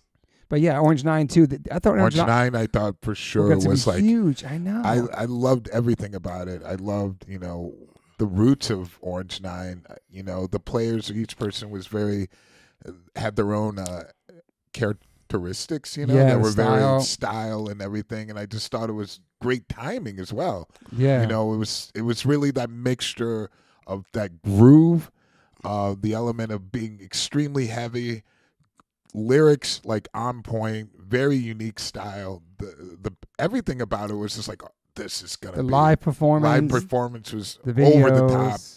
Video, and I think production. Great production. And also, Fred Durst told me that Orange 9 is one of the number one influences of Limp Bizkit. Really? Yes. Which is fucking crazy. No one ever thought about that, dude. It's pretty cool. I told like, Chaka that. He's stoked. It was like, this is definitely on the road to success. I was like, here we go. They're on so a major happened? now. Yeah. So what happened, Gitter? Well, it felt like you on the West Coast you had Zach Inside Out. True. And Rage Against the Machine. They were just starting at the same time. Right? They were sort of they were sort of having binary existences. Okay. And Orange 9 on the East Coast with Chaka coming from Burn. Yep. Yeah. And this cadre of another great 7-inch album, Revelation, Inside Out, Burn. Amazing. Those two came from 2 7-inches. Though. It's crazy. Yeah. It's incredible. Yeah. So that was it timing? So what happened? So what do you think happened with Orange 9? With Orange 9? Because the record was it came out. It was like amazing. So Driver Not Included was the first one, right? Mm-hmm. So you follow up with like a tour? Yep. So who they tour with? Well, there was the first, there was Driver Not Included, which actually came out on East West. Right. And I was less involved with that record, but was very involved with the Tragic record. Yeah. Right. I mean, what happened was, I think Chris Traynor left for Helmet. That's right. That's right. Okay, right. Yeah. And again, he was a principal songwriter. Yeah. And I think that, Chaka's an incredibly creative, artist. Yeah. And I think that within the context of Orange 9mm, I think he wanted to really explore, both, sort of post-hardcore, but also rock, and also totally like notions of melody. Yeah. And you hear that throughout their entire discography. Yeah. And actually the very last record they made, I think, is their best record, and that's a record called Pretend I'm Human. Okay. Which dabbles in, avant hip hop, hardcore metal, rock, super interesting, and some really great songs. I think people didn't necessarily go on the journey. Gotcha. Okay. Did you realize when this was going to blow up? That blew up so crazy, man. That was a crazy time. Yeah. I mean, it was so, the whole thing was so instant. Because the video and the song became before the album, correct? Yeah. The song was a cassette handed to me by Sammy, some show at CB's. It might have even been like a Texas is the Reason show. Dang. And the next day there was a video being shot for Can't Wait 1 Minute More. Yes. And that was to support the 7-inch with Can't Wait 1 Minute More at Tu Brute. Yep. And great songs. Literally, I gave that cassette to Jason Flom, who was tight with Scott McGee. We ended up managing them, correct? Was managing us them too, yeah. Yeah, because also Walter was involved in the band at that point. Correct. He couldn't really publicly be involved in the band or and be a primary member. Stuff. Yep. But he wrote a lot of that record. He wrote the record, yeah. Yeah, and so the deal happened very quickly. There was just a lot of heat, both self-generated and I think also from fans. Mm-hmm. Like it worked. It's crazy, like buzzworthy, like all summer or something. The power of that one song, and that song helped like establish Civ as a band. Yeah, but there was no record finished at the time, was it? No, it was like get in there and write a record. It's crazy, dude, to go with a single. That's wild. And I remember the writings. The 2 or 3 months it took to write and record that record. the energy around Civ, and I think you both of you guys remember this, was so positive. Yeah. And there was so much, like, yeah, it was beaming with goodwill and energy, and the timing and everything was just yeah, because we had Green Day by that point. That's right. Yeah, we had, punk had sort of entered the mainstream. But there was nothing from New York, really. There was nothing from New York, exactly. Yeah. And yeah, that they were poised to be that band, and I think for a moment for New York became that band. Yeah. Was that a gold record? No. Okay. No. Wow. I want to say because it got so much airtime. Got it was a lot crazy, of dude. Yeah. All summer long, dude. Yeah. I think the record may have sold like 175, 200,000 records at the time. Mm-hmm. The single was the thing that was really driving it. And yeah. I'd be curious. I probably should actually look at the I'd be curious, yeah. stats. I'll get back to you on that. Okay. It's just because it was so huge. It was just nonstop on TV, man. Yeah. It's crazy, The man. band was great, Yeah. I remember being at their first show, which was in Detroit, and it was opening for a band. Check out this bill: Sick of It All, Orange 9, Civ, and some band called Korn. Jeez, dude. Crazy, who were on dude. their first record. I remember when Korn opened up first for Sick of It All, too. That was a crazy tour, too. Here's a bizarre, during the Bad Religion days, here's a crazy Korn show. Korn playing first. Yep. This was at the Shrine. Cadillac Tramps. Yep. Wow. Pennywise. Offspring. Wow. Dude. On the release of Smash. Jeez. That's a crazy one, dude. Yeah. It just, but I love Cadillac Tramps, by the way. Oh, Cadillac Tramps were great. Great band. And I think that, but that shows, that shows like how something that's so unlikely, like if it touches the right nerve, yeah, and for can sure. become massive.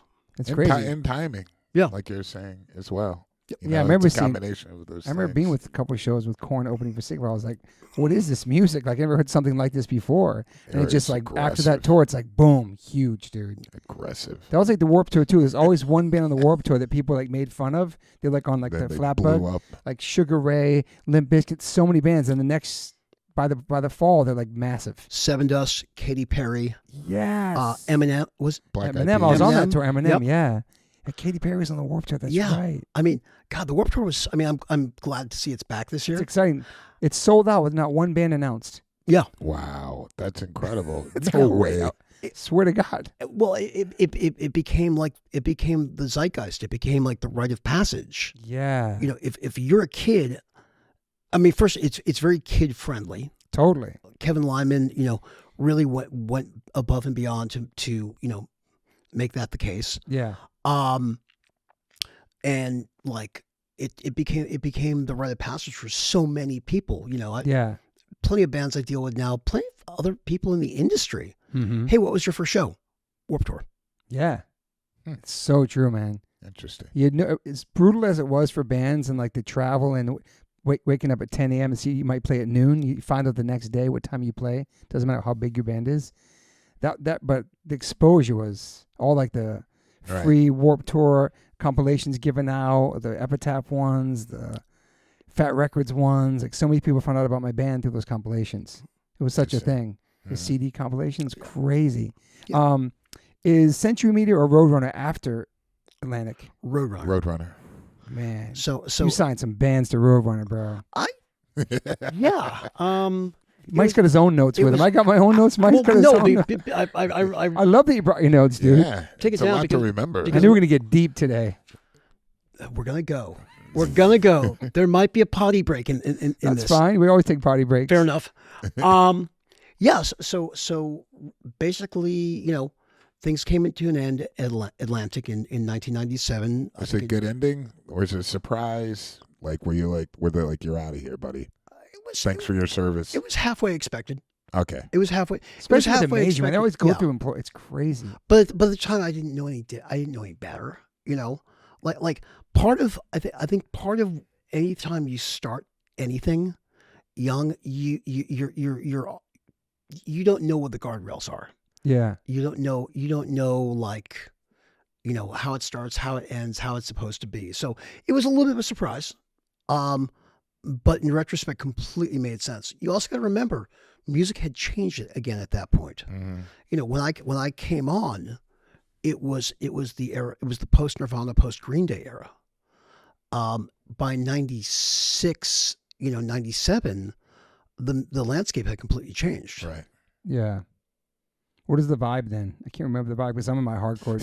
I'm in my hardcore vibe back in 96, 97. I'm touring. It was like I want to say it was Four Non Blondes. Okay. Collective Soul, Hootie and the Blowfish. Things got a little crunchy out there. The Liz Fair Festival, maybe? Yeah, I don't know. Lilith Fair. Lilith Fair, yeah, Yep. my bad. Lilith Fair. Sorry. Hey, Joe, fix that. It's my editor. Lilith Fair. Say it again. Say Leave it Lilith in there. Fair. Whatever. Fuck off. Lollapalooza. I don't fucking know what's Yeah. happening then. Lollapalooza. We're like in a hardcore. Where you at 97? I was hanging with you, man. I know, was across I know. the street working at Five Bar.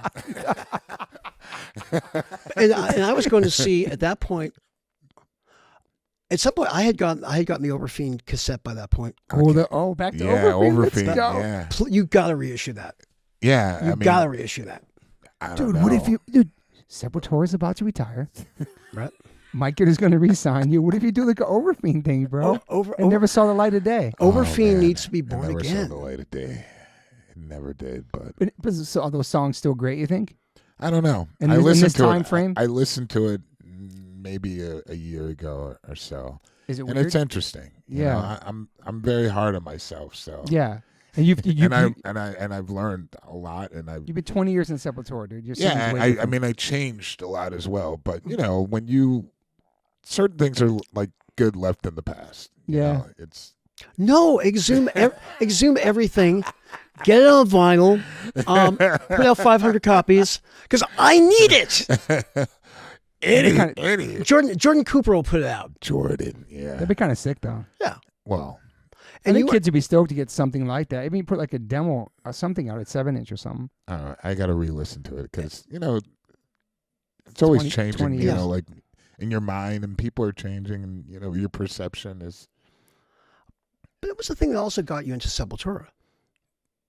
I think those guys. Did they those listen guys, to that? You hear your singing performance back then? I don't know about that. That's a good question. I remember. I wouldn't know because I wasn't a part of that process. Maybe it was Outface. Yeah. I don't know. I think Outface was so. the other band they might have listened to. I think it was. Well, I think that was also based on vibe too. When the Seps guys. Anyway, I was like fumbling around with these. Overfiend was done. I was like, damn, that was on its way to be something pretty cool. Especially because we had Eric also playing at one point. Yeah. Smokey. Yep. So And, it's Eric Rice. And I was like, oh man, Burn. He was in Burn. That lasted very shortly. Then we got Mother Sarah. She was great. Because of John Joseph, he was like, yo, you should get this girl Sarah. She's playing bass. She's from back in the day. Yeah. I know her for years, and she was great. And yeah, and everything was cool. I think one of the first shows that we played was Sick of It All. Damn. Steel Suit. Still Suit. Yeah. And Shout out to I was Julian. like out in Staten Island. That was a great band. I like Still Suit. I thought Still Suit was great. I just found their. Well, I think it was their last record. I found a first pressing of because I buy records and stuff. Yeah. I just found a copy of their first record. Yeah, that's cool, man. Julian was a great front man. That's cool. He was. Were super under. That was a wild time in general. That was with It Shift. was a wild time. Shift was out. Shift was out. Yeah. Handsome. Pry. Handsome. Just listen to that Handsome, and I was like, man, this was so good. Because too. somebody posted video the other day, I think. No Echo posted or something. I saw it. They posted a Yeah. Handsome video, yeah. But That I was remember crazy. seeing them live, and I was like, oh, well, they tried, like. But Because the album, I was like, it's great. Like, Yeah. the music is amazing. And then I went to see them live, and I was just like, Did Drew drum in there from Underdog? no. Okay, I thought it was Drew. It was P.D. Hines. P.D. Oh, Hines. Yeah. Wow, they Yeah, brought him that's back. right. Yeah.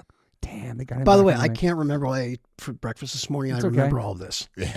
But I remember Handsome. Wow, they were But trying Handsome I thought the around. band was going to be big, Handsome too. I thought they were going to be big until I saw them live. I was just like, it's, I mean, there were tons of great bands coming out of New York at that time. yeah. There was so many. The Like- post-hardcore stuff, too, dude. Yeah. So it was like I had a lot of energy from that, going to shows, a lot of shows, all the time, seeing what's happening. Yeah. Out of all those post-hardcore bands, Quicksand was always my favorite. Of course. And still crushing. Yeah. I could be big shout out to Walter Schreifels, man. Hands Incredible down, songwriter, hands dude. down, Quicksand, for sure. dude. Yeah. Incredible, man. Oh, I mean, Did you work with them at all? No, but I was and still am friends with Walter. Of course, who's, you know, of course. the coolest man in rock and roll. Yeah. Incredible songwriter, man. Incredible. He had a long time in a major label, too. Yeah. One of the longest signing musicians I've ever known on Epic or whatever he was on for so many years. Island. EMI Island. Yeah. He had like the longest deal. It was all of his art. He's still going strong. I know, dude. I mean, and Killing it, dude. he'll have detours into things like, you know, I don't know if you've ever heard the Dead Heavens record. Yeah, it's great. I heard that before. It's the best Queens of the Stone Age record that wasn't. Wow. Wow. You Damn. know, it's great. You know, but Wally, you know, shit's greatness. Yeah. But yeah, you were doing Alpha Jerk at the time. Yeah, so I was like completely distraught, and I was like, I'm gonna do my own band. I'm gonna pick up a guitar and a 4-track and try to find people, which is so hard in New York. You know, like when you're working all the time to pay the bills, and then trying to find people who are dedicated. They're gonna, you know, go that extra mile and reliable. Extremely difficult. Yeah. Went through a lot of people. Even Luke played. Lukey Luke. That's cool. He played for a second. Sweet Diesel guys I was friends with. That's right. I That was loved another those. band, Sweet Diesel. They were amazing. I love that band. They're 7 inch. They were. What about Unsane? Unsane were That was another band. awesome. Wow, Awesome. from New York. I mean, all those guys, we all worked in the same bars and everything. So that's how I met all those guys. And that's how I met you basically for the first time was at Z Bar. Yep. Which is Z Bar was crazy. Was where we all sort of gathered. Totally. After hours. That was a wild place, man. That place was a horrible dump. Like before, I was like, why are they taking over this place? Because I was like, it's like a local bar for like derelicts and like daytime drinkers. And then they came in, they were like, yo, we're going to take this over and make it into like our scene like place. I was like, good luck, dude, because the hometown people are going to let it go. You know, it was like the post-hardcore brigade like took over. Yeah, they did. And then, but then it was like, just chaos. Was it because I mean, it was like, it a Coke den? It was like that plus like Hell's Angels plus DMS, like everybody rolling in there hard. And you had like Chaka DJing. That's right. It was crazy. You did door. Antonio working the door. Antonio came in a little bit later. We had crazy people working the bar that were. Was Gavin working there or no? No. Okay. No. Oh man. New York was wild. That was a scene. Like all the Marauder, all those dudes were hanging out. And by the way, and I know we're going down a tremendous rabbit hole. Like think about all of the New York bands that are getting love now. It's crazy, bro. That like, I mean, Marauder might as well be like Metallica. You brought Marauder's like one of the most talked about, covered songs. People talk about them all the time and love them and wearing their shirts. And all I see young kids, they're naming their top New York hardcore bands. Marauder's in there getting so much love, dude. It's cool. It's really cool to see, man. Actually, it's really. I mean, you actually go back to Master Killer. That's the one they talk about. That's the one. That's the one. In some ways, it's a perfect record. Mm-hmm. It like really go back to it and really listen to it. Okay. And that band could have been if they weren't the personalities that they were. That band would have been the American Sepultura. Wow. Like, and that's crazy you said it because he auditioned for Sepultura. Jorge. That's crazy you said that. Yeah. Wow. Mm-hmm. Shout out to Jorge, man. Yeah, this still killing it too. So when Sepultura lost their singer, were you the first to suggest Jorge to them? That's a great question. Or is it Davide who was in Orange 9? Or did you have anything to do with that? So I was, I mean, I was working. Both of them tried out. Okay, yeah. I don't remember if that was me or someone else endorsing either one of those guys. But I think at a point when they didn't, neither of them had worked out. I think Davide they liked Davide, but Davide really didn't want to do it. And then, Jorge is awesome. Yeah. They said he was incredible vocally, like he killed it when doing like the heavy stuff. But they saw it as very one-dimensional. Okay. It's like he's good at that, but we can't really expand from that, they felt. And then it's also vibe, like they, You know, it was just a different energy. But they really were impressed by his ability to do. He kills. He's a great heavy frontman. vocal. Dude. Yeah. He kills. You it. know that Chuck Billy from Testament tried out. Yeah, he sent a tape, and also Phil.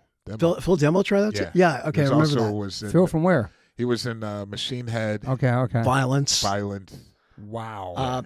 Yeah. Yeah. Like, I heard this later on. I didn't. Yeah.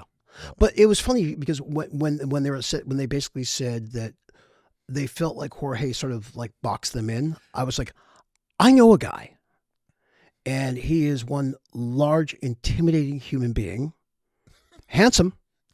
Thank you. Handsome, and he's got presence, and he's got like a vocal range. And if you want to reestablish yourselves as you know, a different Sepultura, which I think, you know, over the course of 20 years, Sepultura did a very good job of that. Mm-hmm. You're the guy. There you go. And so I was like, yeah, I remember you suggested it, and I was like, just trying to get my head around. I was like, I didn't know how big they were because the internet didn't exist so much. Mm-hmm. Then it existed, but nobody had you weren't going online to see all this stuff. So I didn't know like exactly how big. It was just from word of mouth and fanzines and magazines and things like that. So for me, it wasn't that daunting. I think for Davide, he knew how big the band was. So for him, it was like really intimidating. But then he reached out, or I reached out to him, or you're like, maybe you should talk to Davide. He already met them. And I reached out to Davide, and I was like, can you help me do this demo for them? Because they had this one song with no vocals on it, and they were like giving it to everyone around the world. You can do whatever you want with the song. Man. Write your lyrics, do whatever. We're not going to tell you anything. And so I did that with Davide in his studio. And he just told me like insights about them. And he was just like, yeah, they're really cool guys and everything. But he was like, I'm such a fan. Like I know every song and everything, but it was just too much. And I think also Davide wanted to work just being a studio producer because it involved with like your life is going to change. Like you're going to leave and you're going to be working a lot. Yeah. And so then I think that was also like scary for him, you know. Big commitment. Yeah. But yeah, so I gave that to you. I was like, all right, yeah, I could see where you're coming from. And the guys told me in the band, they're like, yeah, so Gitter came and he had like suggestion. He was like, yeah, I know this guy. He's black and but and handsome as they come. They're like, yeah. They're like, okay, and yeah.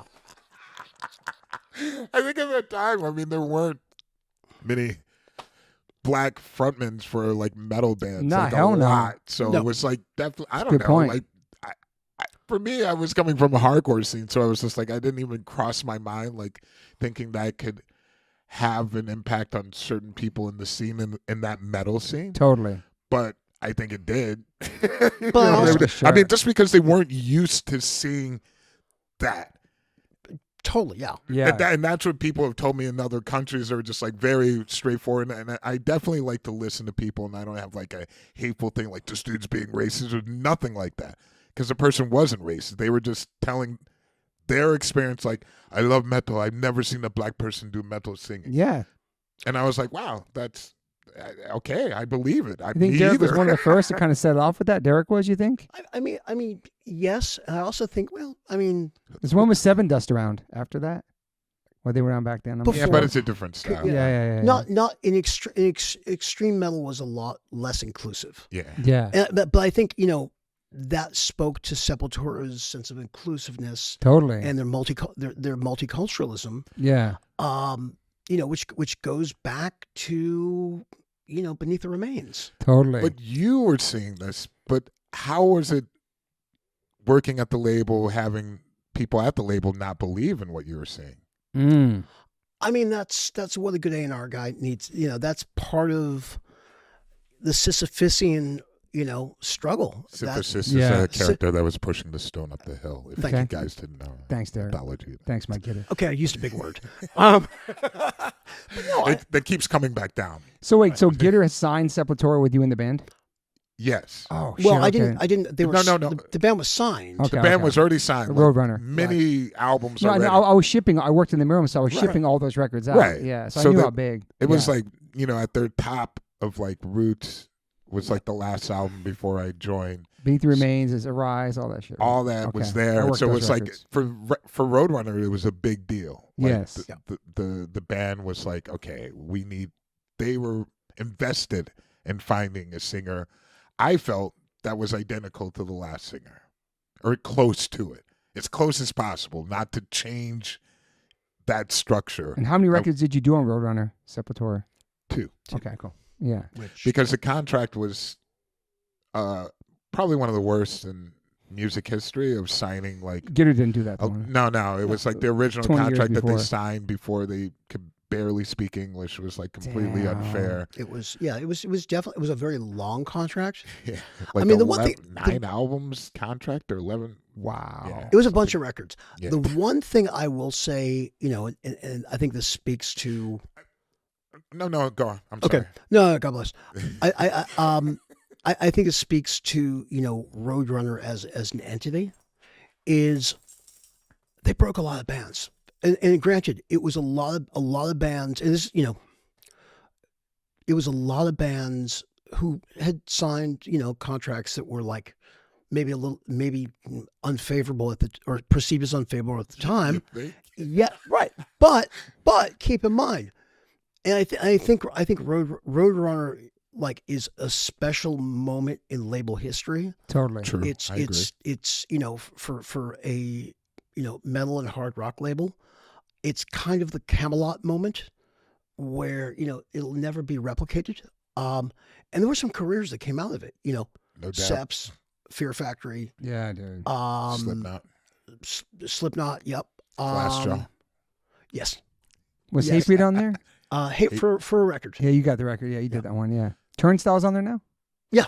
Crazy. So since you weren't the A&R for Sepultura, how was it dealing with the A&R to give your suggestion? Like, did you have conflict where he was like, I don't think you should have suggested that band or that person to be in the band? This is Monty Connor signed. Oh, it's Monty? Monty Yeah. Connor Okay. signed Sepultura. Monty Connor and I have been in discussion, debate, friendship, and he's been my rabbi for mm-hmm. years. He's still there? No. No. Okay. He's at Nuclear Blast Blast. now. Okay. But I mean, it wasn't thing. It's a full come around story to that. I'll Okay. tell you later. Yeah.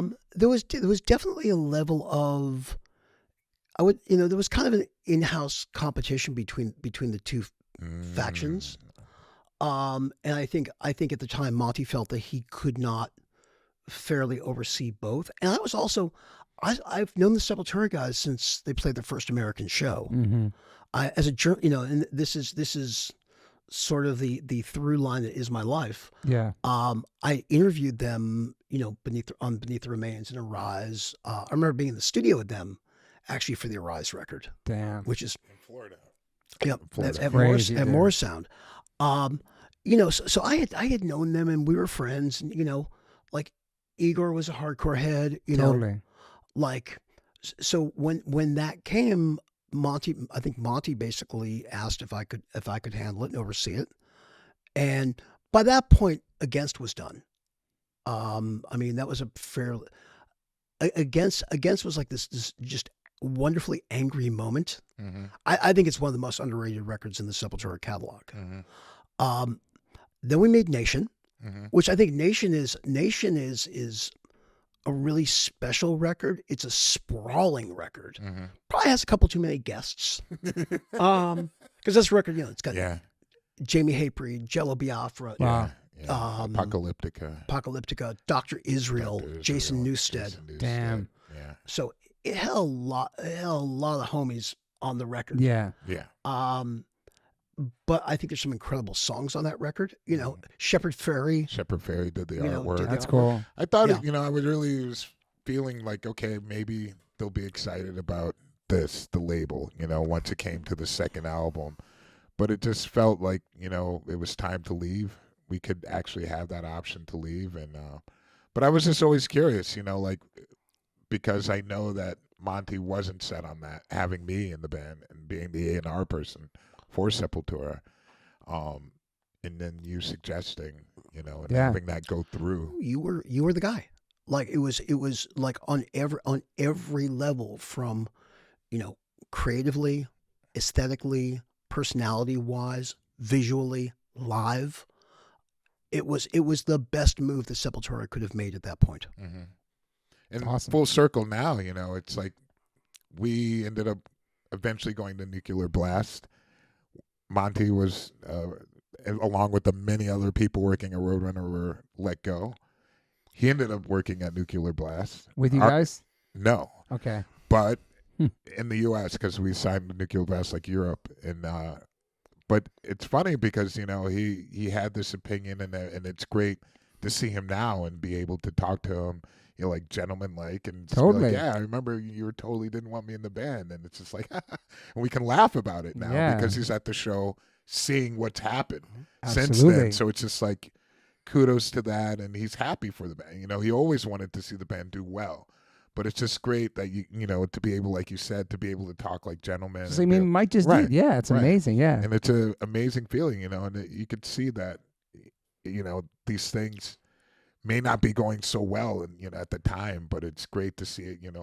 Everybody doing what they love to do, and coming out on top. Yeah, and I think Roadrunner at the time was a label in transition. Like that was.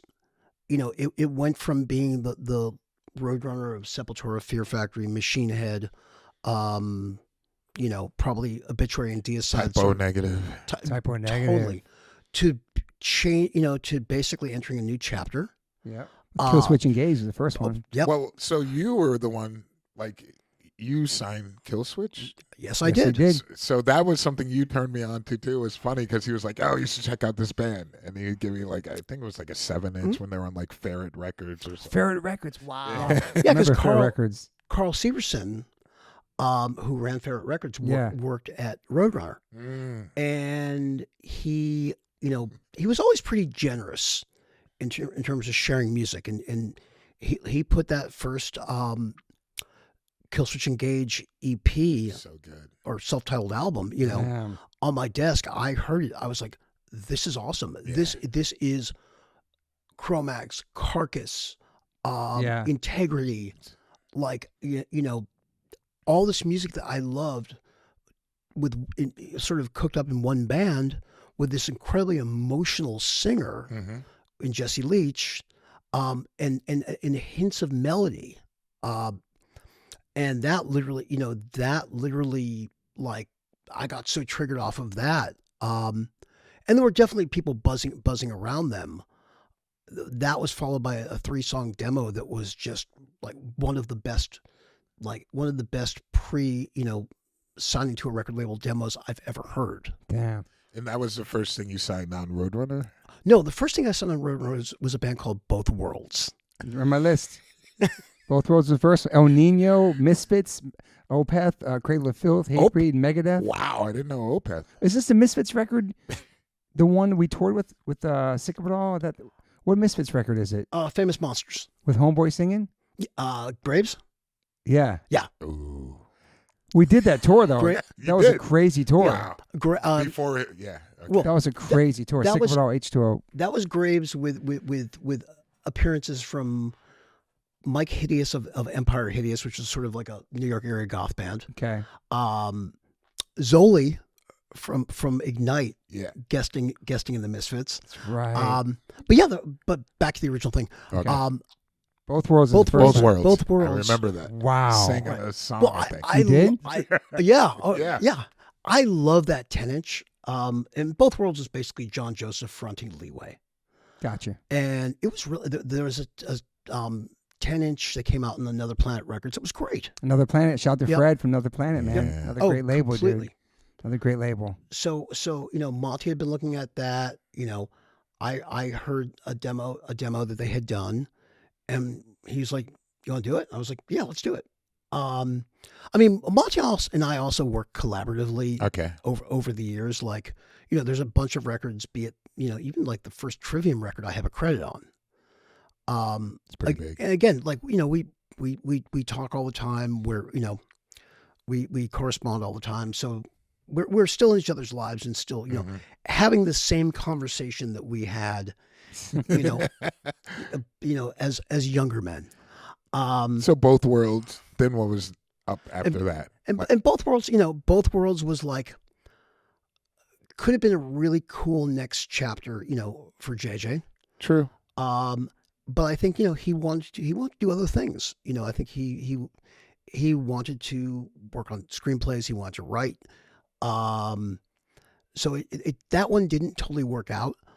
Ironically, by the way, my tryout for Roadrunner in the summer of 1997 was the second Vision of Disorder record. Wow. Okay. Imprint. Okay. Right. And Love that band. Yeah. Basically Howie Abrams. Shout out to Howie Abrams. Shout out Howie. Howie Abrams who was basically, quote unquote, the hardcore guy. Yes. Had left the label to, I believe, go on to publishing at Okay. Warner Publishing. That's right. They needed another hardcore guy. So I was, it made sense. It made sense for me at the time.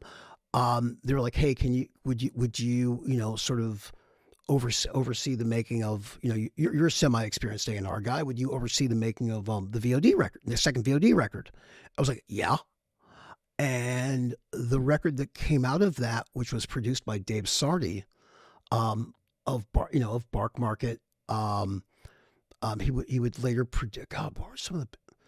He would later on become a very successful commercial producer. Yeah. Was probably the rawest and most abrasive record like you could ever wish to hear, but it's great, and the songs are great, and the performances are great. I just saw the thing they did for Lou, and they fucking killed it, man, in New York. Nice. Yeah, they play with Leeway and really? Life of Agony and Killing I Time. gotta check that out. They were a special band. They are, yeah. They were definitely a special band. So that was my tryout. Okay, Nice. that's a good tryout, man. yeah. But yeah, after that, after both worlds, Oh, Nino?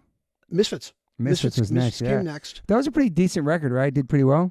It was definitely a really good record, and there's some really great songs on it. Some people love it. There's some really catchy songs in there, man. Yeah. I like the American Psycho record, which came out on Geffen before that, which was sort of the reestablishment. Oh, of that's the one I Misfits. did the tour. I did American Psycho tour. That record's American awesome. Psycho. Whoa. Yeah. Totally. That's the one I did. My bad. Okay. And that was, that was also a case of like, you have your entire life to write your first record.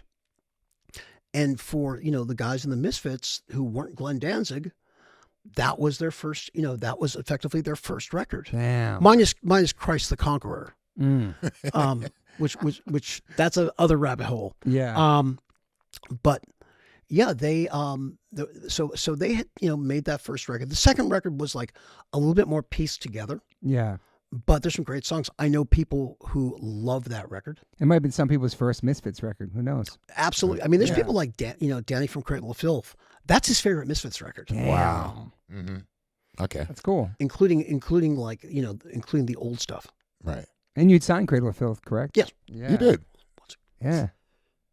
And Opeth and which Hatebreed album did you do? Supremacy. Oh, So- wow. But Supremacy. Cradle, I mean, so after after that, Il Nino happened, Yeah. Okay. and I think Il Nino was the band that actually cemented my stay at Roadrunner for 12 years. Really? Wow. Yeah, because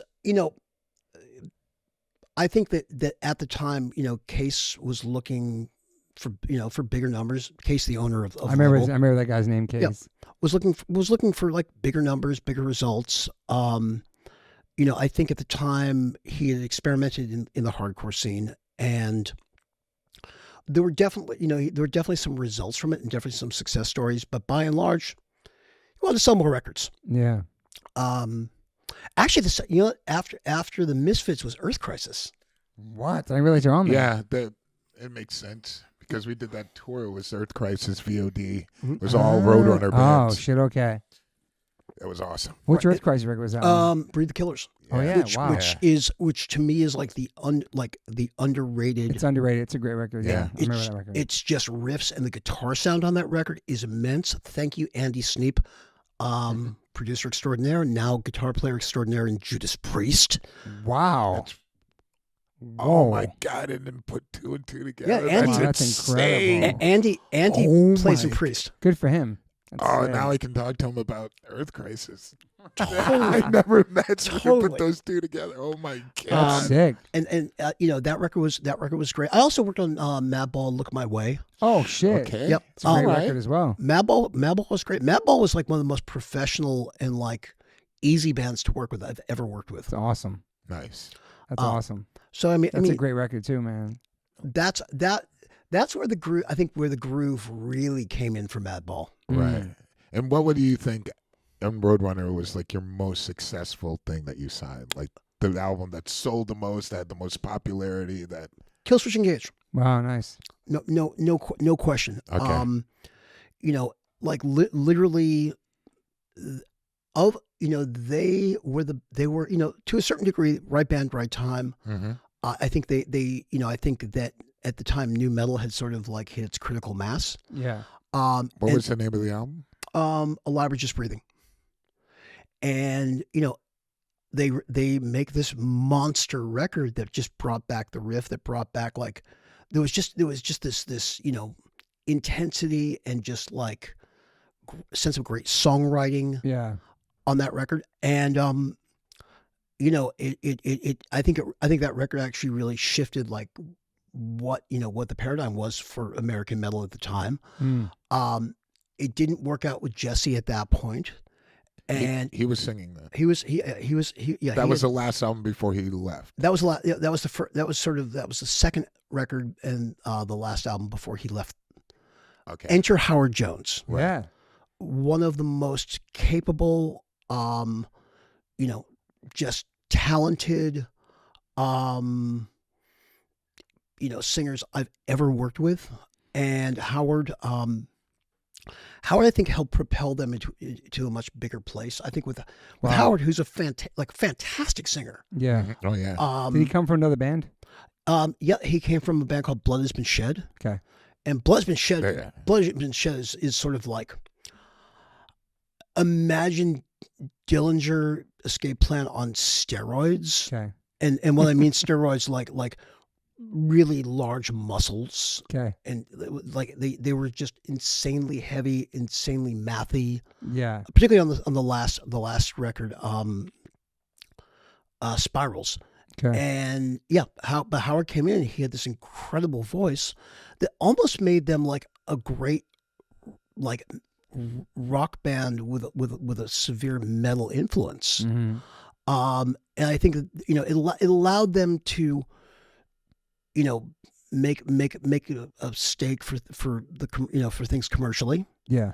I think it also I think Howard enabled them. I mean they had big songs. Yeah. The first record that he was involved with, The End of Heartache, which is now a platinum record. Damn. Definitely like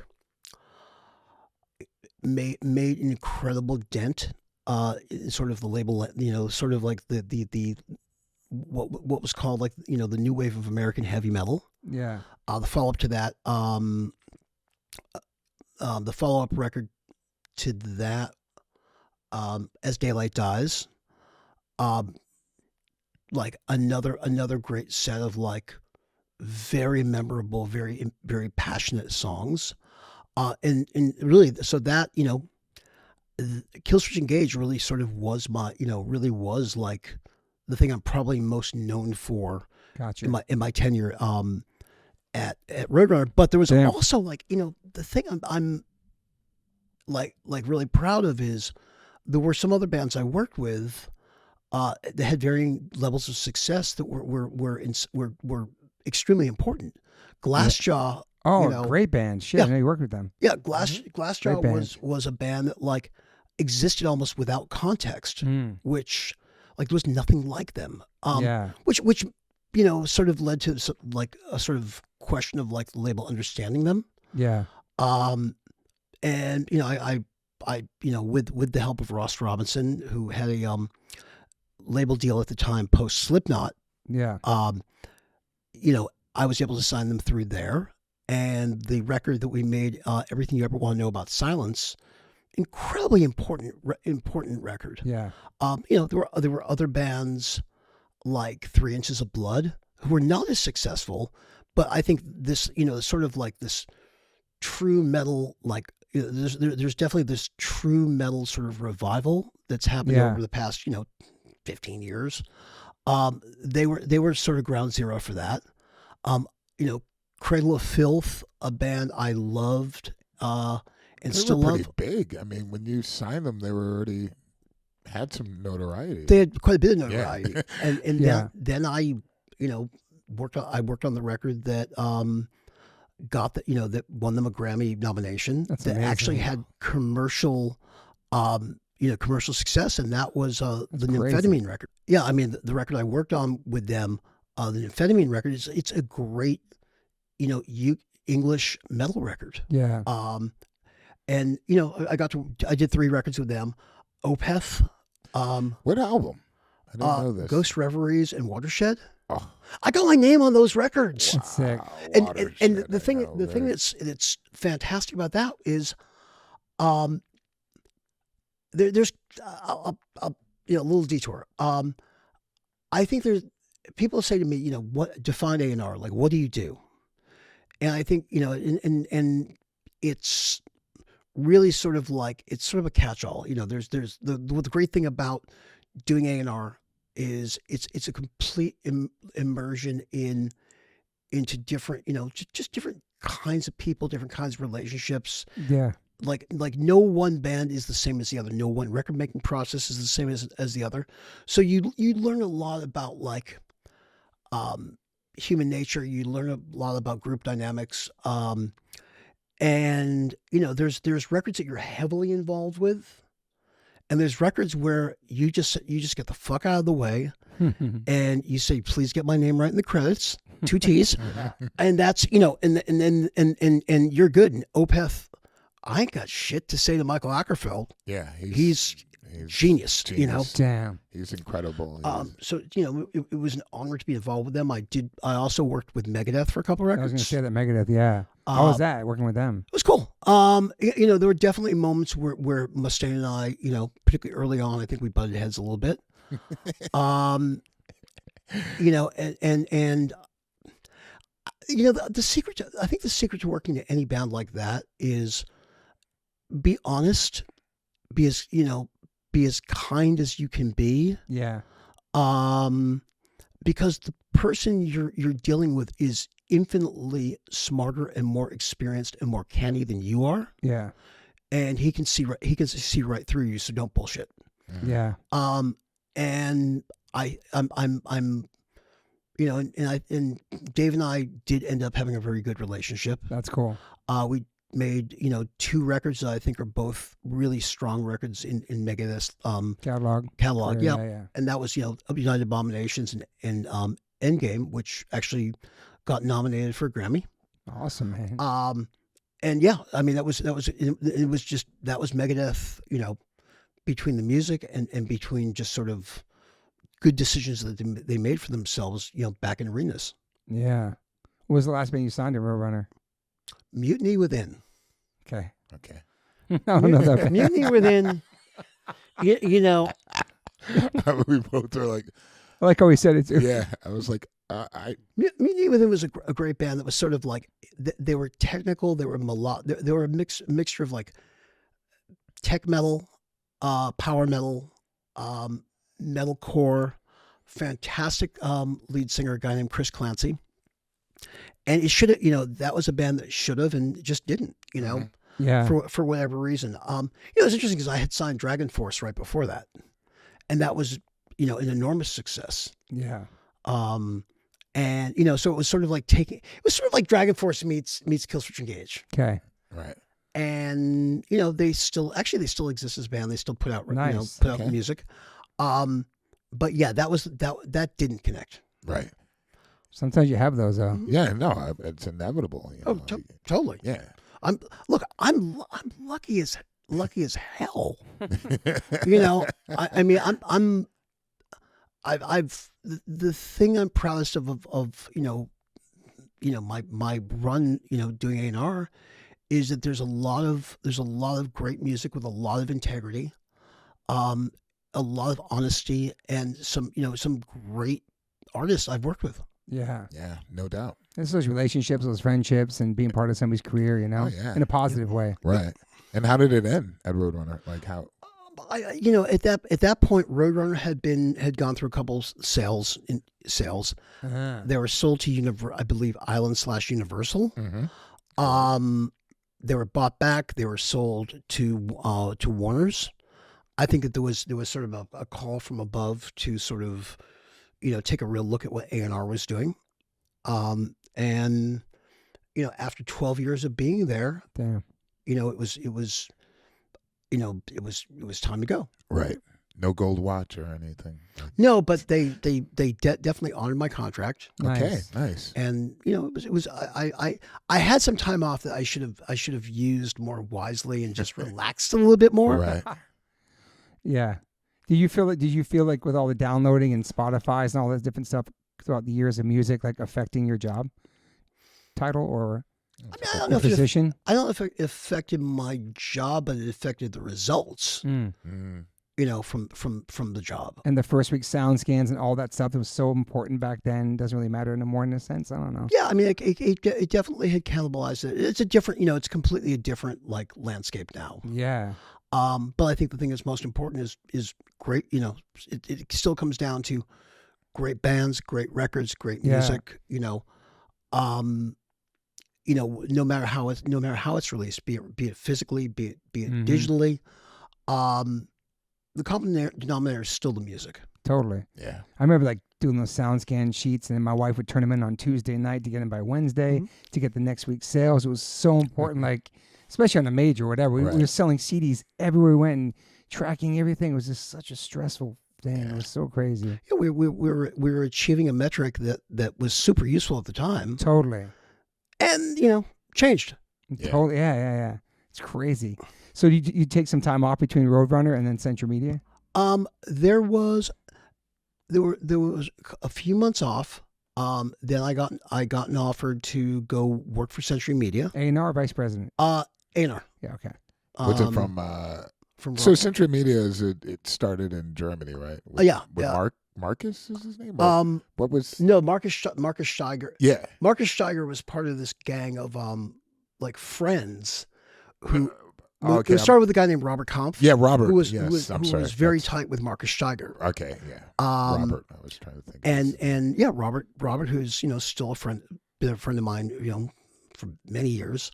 And I knew him before. It said okay, well, you have experience. You've done A&R, and at the time, I was there for a couple of years at Century Media. At Century Media. So you were like, yeah, okay, let's go. Yeah, I was kind of okay, well. Let's go. Why not? So I packed myself up and relocated to the West Coast. Yeah. I have a quick question too before we go there. Is there a competition or a weird thing with A&Rs in the industry? Like who signs the most bands or how many you have under your belt? Is there respecting? Is there a hater thing there? And is there a pressure to sign as many bands you can during your career? Like a weird, like some sort of underground shit we don't know about with A&Rs. No, there's okay, no competitive shit with other people. I mean, there's no secret cabals. Okay. No, I mean, are you known as a well-respected, have all these bands under your belt, kind of thing in the industry? I think it's about sticking to your guns. Okay. I think it's about and I think look, the three of us at this table, we don't know how to do anything else. Totally. Right. Yeah. I think it's a case of sticking to your guns, being about something, don't be the guy that, for me at least, standing for something. But you have the respect though, because musicians respect you. I'll take it. No, I'm saying cause you're hanging at the shows, still people know you, they've dealt with you in relationships throughout their lives and still, what I'm saying? There's a friendship because I think it's because where you come from, your ethics and how you came up as a hardcore kid. Yeah, I mean, again, it's a through line. Yeah. I would, the same sort of inspiration hasn't really changed. Yeah. And I'm thankfully I'm not cynical. Mm-hmm. I know you asked the question, are you a optimist or pessimist? Yeah. And I would say I'm a measured optimist. Because you still gotta believe. You believe in the thing that changed your life, and it's having a career was an after effect. Yeah. Same with making music. Same with starting a band. It did it for fun. Loved to play music. Yeah. I mean, I think it's we've maintained careers based on, I think, a certain degree of integrity. Absolutely. And I think that what we did to eliminate boredom as children has now served us well throughout our lives. That's great. Mm-hmm. Did you ever want to quit being in the music business? No. Nice. Nope. I still love I still love bands. I still love music. I still love the energy of it. You go see. To me, it is the most honest. Going to see a lot. And people say to me, you go to a lot of shows, right? What do you get out of it? And I go, it's the most honest form of expression I think you can ask for. Agreed. It's where the rubber meets the road. It's where you can't, where by and large you can't fake it. Totally. And I think that's, that to me, that honesty is still a driving force for me. I love it. You're a big music head. You love it. Totally. Yeah. One of the bands you signed at Century Media we're playing with, I just found out today, Aegis. Or how do you say that name? Oh, Aegis. Yeah, we're playing a show with us, them, Juliette Lewis and the Licks. Oh, wow. Offspring, and Eagles of Death Metal February 2nd. It's a and they're benefit on the show. They're on the It's a benefit show. They're on the flyer. Oh, wow. The guy in this band is also in Juliette Lewis and the Licks. Yeah, that was a band that I signed early on in. They're on the flyer. I'm like, it's the first time I saw this. I'm like, oh my God, they're on the flyer for today. I saw, yeah. Well, I had a second. I've had 2 chapters at Century Media. Okay. I was a couple of years, 2009 to 2011. Yep. I then went to a label called Razor and Tie. Okay. Yes. Yeah. Yep. Where I signed, a couple of notable things I signed. One was a band called Him. Oh yeah. Yeah. That's it. Which, signed Him. That's crazy. Which is a band I wanted to sign at Roadrunner. Huge, dude. Yeah. Him right here. Finish. Yep. Like literally, Villa is like an incredible artist, great songwriter. Also Finch you signed. I signed Finch and did the second record, which I think is like a 2012. completely underrated record. I also signed a band called Starset. Yep. Who have gone on to have gold and platinum success. So it was a good little run there. And then at one point I was offered to come back to Century, and I liked the idea of working with my friends. I liked what the label was about. Mm-hmm. I was living in the same town. I was living three streets over from where the label offices were. Easy. So it was time. It was time to come back. Nice. And I've been there now 2015. So yeah, we're coming up on 10 years back. Wow. That's crazy, man. And it's been a great run. And truth be told, I'm having more fun doing this now than probably I've ever had as an A&R person. Yeah. The results in a more challenging time have been probably a little more profound. I've been able to sign some really great bands. One of the more notable ones is Lorna Shore, okay, who who have taken the notion of extreme metal and are carrying that ball, in probably one of the biggest ways possible. And another band that does not compromise. Their last record, Pain Remains. Okay. I think it's one of the best records that Century Media has ever released. Damn. And I can't wait to hear I can't wait to hear what happens next with them. Yeah. I've also been lucky enough to like, I signed Body Count. That's right. You're wearing a Body Count sweatshirt right now. Correct. And working with Ice, the guy's a national treasure. I was like, why does Mike Gitter have guns on his sweatshirt? And then I'm like, okay, that's a Body Count It's sweatshirt. Body Count. Okay, Body Count. Shout out to Ice-T, man. Body Count's sick. Yeah. Ice is one of the easiest. I mean, he's busy. Yeah, he's a busy Sure man. he He's is. in New York. He's back and forth, New York and L.A. Yeah, I mean, Yeah. he's obviously when he's shooting Law and Order, Totally. he's on the East Coast, and he lives there. Yeah. But one of the most generous and easy artists out there. That's incredible, He's man. a professional. Yep. Man. Totally. Yeah. The actor and musician. Yeah. Actor, absolutely. musician, and just good person. There was a moment, it was funny. The first record I worked on with them was a record called Bloodlust. Okay. And we had this meeting kind of as the record was starting to wrap up. It was Will Putney, shout out Will Putney, Yes. Ice and myself, and we were listening to down to things. And I had some A&R guy comments. And Ice listened and we talked some stuff, talked about some ideas. And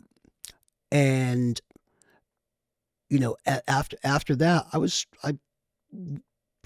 we were waiting for a cab or something like that. And I said to him, "Hey man, thank you for just listening. I really appreciate it because you don't have to." And he looks at me, he goes, "It's not my first record." And it just clicked. I was like, "Yeah, that's why you're you." Yeah, for sure. And that's why, just again, generous and kind and thoughtful. And then, based on one of my ideas, he put a couple of different ideas together for a song, and it got a Grammy nomination. Damn, that's amazing. Dude. And then I met Ernie too. Ernie's cool. Ernie's great. Ernie's great. I sang backups with him on the Lamb of God record like 2 years ago. He was there while I was singing it. It was really nice. All those guys Seem nice, yeah. are just great dudes. Definitely they've all done their time, playing in bands. And I mean, Ernie produced Black Sabbath's Forbidden. I did not know that. Really? Yeah. I did not know know that. that. Holy Which there's a shit. remix of that record that just came out, which it was okay. It was during the sort of the tail end of like Black Sabbath pre-reunion, featuring Tony the Cat Martin on vocals. I'm again, nerd time. I love Weird Sabbath. Yeah. Like one of my favorite records ever. The Dio records are like my favorite Sabbath records. Okay. Yeah, but those aren't weird. Those are mob rules. Come on. Yeah, but like when you get into the Cat, right? Mm-hmm. When you get into Tony Martin, you got classics. You got things like the Headless Cross, which is just a great metal, which is a great like early '90s metal record. Mm-hmm. Ernie was asked to produce like a record called Forbidden, and the record was okay. Actually, Ice is on the first track. Damn. And there's a remix of it that came out last year, and it's actually a really really like strong record. Do you call him Ice or call him Mr. T? I call him Ice. Okay. I call him Ice. That's pretty fucking cool to call him Ice. Did you really get outbid on a Rancid, Texas Reason, and Girls Against Boys albums in the bidding wars? Yeah, I mean, I think at that point, And which Rancid album was it? that was the record after Out Come the Wolves. Okay, Life Won't Wait. Yeah. So Okay. was it? Yeah, I think it was. The Out that- Come the Wolves that- was the craziest bidding war. That was Michael Goldstein. That was Brett. That was some other people That was- involved. That was insane. Yeah, that was Madonna. That Yes, was. she was sending him naked photos from her sex Yeah. book. I was hanging out with him during that time. It was crazy, bro. And I think those guys made the healthiest move that they Totally. could have made. And you get bummed out if you do get outbid. Does it bother you if you like lose something like that? No, it's again, it happens. And sometimes it's supposed to happen, and sometimes it doesn't. I mean, probably the biggest like time I lost a band was a little band called My Chemical Romance. Oh, Wow. No way, yeah, dude. who I saw as a basement band Totally. in New Jersey. When I was living in New Jersey for about 10 years. Jesus. And they would regularly be like a basement band on Eyeball Records, which is up the street from me. Yeah, in Eyeball Lakehurst. Records, yeah. And they were great. They were like this mad cross between Thursday and Ink and Dagger, and AFI, and Totally. but they were a punk band. Totally. And that was I went after them at that stage. I remember taking some of the Roadrunner brass to see them open for Thrice. Damn. Another band I wanted to sign that ended up on Island. I think the A&R guy who signed them, Rob Stevenson, was given the edict of by Lear Cohen you must get that band. Don't come back. So that that's how I lost. Okay, fine. And getting outbid. So when you're bidding on something, does the label say you can bid this much money and that's as far as we go? Like, how does it go? Because I'm thinking like the auctions, like, and we get one person 1,000, 1,002, like, how high does it go? I think it's. I don't think it's. Like millions. No, I don't think it's that so much. I think it's about the connection. Yeah. I think what's important is, I mean, I've had a couple of like very competitive signing situations recently. A band I work with called Orbit Culture, that I signed with the head of Century Media, a guy named Philip Schulte. Yeah. And, I think it's about your commitment and understanding of the band as much as it's about the deal. Yeah. It's about creating a space for a band like that to be successful, and just like conveying that like you understand who they are, you understand what they need. Yeah. And because as an A&R guy, you have to sell the company. Yeah. But then also you're taking people out to dinner, you're forming these relationships, you're hanging out with these people, and then all of a sudden they end up going with somebody else. You can't take it personal. No, I mean, A&R, artists and restaurants. Yeah, it totally is, dude. Holy shit, that's perfect. Yeah, never heard that. It's part of it. Yeah. I think in recent years my batting average has been really good. There's not much I've gone after that myself or Century Media have not gotten. That's cool. But I also think we've been, I think that the company has developed in a really cool way, and Century Media has had like a great deal of success and acclaim. I think one thing that we've accomplished as a label is moving metal forward and having success with newer and younger bands. Having a band like Germany's Electric Callboy, basically playing arenas. Crazy, dude. And never heard of that band. Never heard of her. They're literally a German, like a pop infused metalcore band. Crazy, dude. They and like they're one of these bands you hear it and you're like, what is this? Yeah. And then you listen more and you're like, okay, I'm in. You get it. Yeah, yeah. And it's fun. It's fun. I mean, you must have an open mind, dude, for all these years listening to diverse bands and every type of thing, and whatever's hardcore to you is different now. Just all the different genres, and it's just totally. But just back to that point, like having something like that, like literally an arena band in Europe now, seeing the trajectory of Lorna Shore going, they just did the Will Turn. Sick. I think it'll be going into much bigger rooms and much bigger festivals in the future.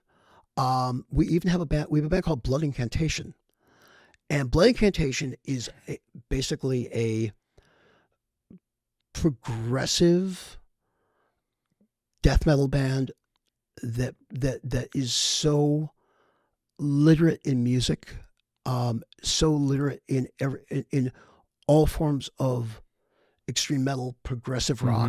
And I would, people are like, okay, can you describe them? I'd be like, it's kind of like the midpoint between Morbid Angels, Blessed Are the Sick, a King Gizzard record, and a Tangerine Dream record. Damn. Okay. And their album Absolute Elsewhere, which came out towards the end of last year, actually last fall. It's a 2-song record. 2 songs that are 20 plus minutes apiece. And we barely released any music before the release of the record, and they've become a very important and very successful, we're basically breaking something that like is musically challenging and, I think has like is very musically challenging and is unique and doesn't fit. But again, this goes back to the notion of sometimes the things that don't make sense make all the sense in the world. Yeah, for sure. And sometimes it scratches an itch that you don't even know you have. Absolutely, yeah. Mm-hmm. Have you grown to like a certain genre of music throughout your life that you never thought you'd be listening to because of your job? I mean, Biohazard is one. Let's go back to Biohazard. You weren't really sure what this was. You didn't really get it, and now you've worked with more extreme bands than that for sure. I don't know if it's like a different. I don't think it's different as much as it's. I think things run deeper. Mm. I think from the go point of being handed, a Venom 7-inch in 1983. Yeah. My plunge into the depths of extreme metal. Yeah. Be it deathcore, metalcore, black metal, all shades of extremity. Yeah. It's gone deeper, and again, it fits my excitement for music. Yeah. It's like and sometimes you can go. Sometimes you find yourself going down maybe too deep in some of your own rabbit holes. Yeah. But it's having, again, it's a discourse for me that goes back to the early 80s. Mm-hmm. It's a conversation that I'm still like stoked I'm having. Yeah. And can't wait to keep going because I'm not one of the rest of my laurels. I'm still fascinated. I'm still fascinated, with music. I'm not cynical. I'm excited, and I'm fucking lucky. Yeah. And really good, and probably pretty good at what I do. Yeah. It also keeps you young, having that spirit too, going to see live shows and being part of it still. It keeps you, it's good for your soul. Oh, I feel totally. like, yeah. I also want to talk about the Triple X book that came out in 2017, I think, or now when did that come out? Is that the right date? It came out in 2017. 2017. Shout out to Chris Wren, Bridge and I Records. God, Chris Wren, one of the greatest humans, you could ask to work with. Yeah, man. One of the nicest people in the music biz, for sure. Well, yeah, I mean, hardcore kid, just like us. Basically, he wanted, he had hit me up many years before the book. Yeah, wanting to do sort of a book version of Triple X, and you have the book, Derek? Yeah, it's beautiful, dude. It's an amazing book. Thank you. It's and we, so I was like, I don't know if anybody really wants to read like my teenage writing. The writing is good though. Thank you. Yeah, it's not bad. And but eventually I came around to it and I was like, look, let's do this. We weren't sure what to do with it. Yeah. If it was going to be a collect, we did, Triple X did 20 issues. Yeah. And this is like one of the first big, until I saw Roger's book with Time, this is the first big, like, coffee table hardcore book I've ever seen, I think. Yeah. It's also Friedman had some big ones, but this is a really big one. Well, I mean, Friedman's books, particularly, the Fuck You Heroes ones? The Fuck You Heroes ones are great. Yeah. The My Rules book. Yeah. The big thick one. I got that one too, yeah. That's awesome. I mean, and again, like little, you had all the stuff saved, all the fanzines, everything, you had everything saved. Oh yeah. So, okay. So, I mean, so we kind of decided, okay, we're going to do the book. And Chris started scanning everything in. Yeah. And what we kind of realized is nobody needs 20 issues and probably 800 pages of that. Yeah. So it was sort of like, okay, well, let's kind of do the greatest hits, or let's do like things that really mattered. I also had the idea of like, let's pair these old interviews and these old pages with with newer interviews, newer writing. It's cool. Things to sort of give it like a perspective and importance. Then, as that sort of developed, and as I was having, as I was going back and like tracking people down and having conversations Again with him, yeah. like what I realized is we were not just making a collection of like old fanzines, but it was kind of a book that encompassed, because again, second generation hardcore zine, but it was happening at a time of completely of music in motion. Mm-hmm. You had Youth Crew, you had crossover, Yeah. you had indie rock, you had like you had so many sort of like genres and subgenres springing up. Screamo, fucking alternative, fucking grunge, everything. Yeah. Like black. This was Black Flag slowing down. Mm-hmm. Metallica influencing everybody. True. And again, music in motion, and I think I think that's the thing I'm proudest of that book. And working with Chris was incredible. We basically completely did it the wrong way, as one does, and like I'm overjoyed with the results, and really it's allowed me to sort of I would say, if it did anything for me personally, I really claimed my space. Mm. And it happened at a time in my life where I was dealing with some personal issues, and it really like enlivened me and sort of repurposed me. Mm-hmm. Yeah. And then going through all that stuff too, I'm sure is very therapeutic too as well. It's therapeutic, and it's very grounding. It just you remember why you are, and I think that's a valuable, as we get older, and we have various levels of success and failure, and all kinds of things. Like, I think that it's important to sort of remember why you are. Mm-hmm. For sure. Mm-hmm. And the Sam Hain, the Bad Brains, like some of your favorite covers, I think. And you said Cro-Mags and AF in one issue as well. Probably my favorite cover was the one that the photograph on the front of the book, which is a picture of Chris Doherty from Gangrene at a show in January Chris Doherty of Gangrene playing in Jerry's Kids. Wow. Okay. From a show in January 1984. On a cold winter night, that was billed as like the last Boston hardcore show. Damn. And it was literally the FUs, Jerry's Kids, DYS, a band called Terminally Ill, which sort of like some members of Slapshot came out of. Damn. And Postmortem, I think featuring, I'm trying to remember if Seth Putnam, later of Anal Cunt, was in the band at that time as a young man who knew what was going to happen later on. But yeah, I mean, so that was probably my favorite issue, because it was the issue, I think, where things came together, from the writing to the layout to the photographs. But yeah, I mean, the Bad Brains cover of HR The Living Room, sick, was great. Probably the most successful issue was the New York Hardcore issue, which really like I want to say that was like 85, 86.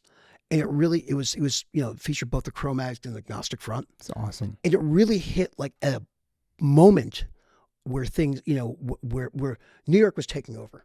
Mm-hmm. New York had gone from being like the town of like great 7 inches. You know what I mean? And like the occasional record, like say like, the Crowd Adjustment Society record.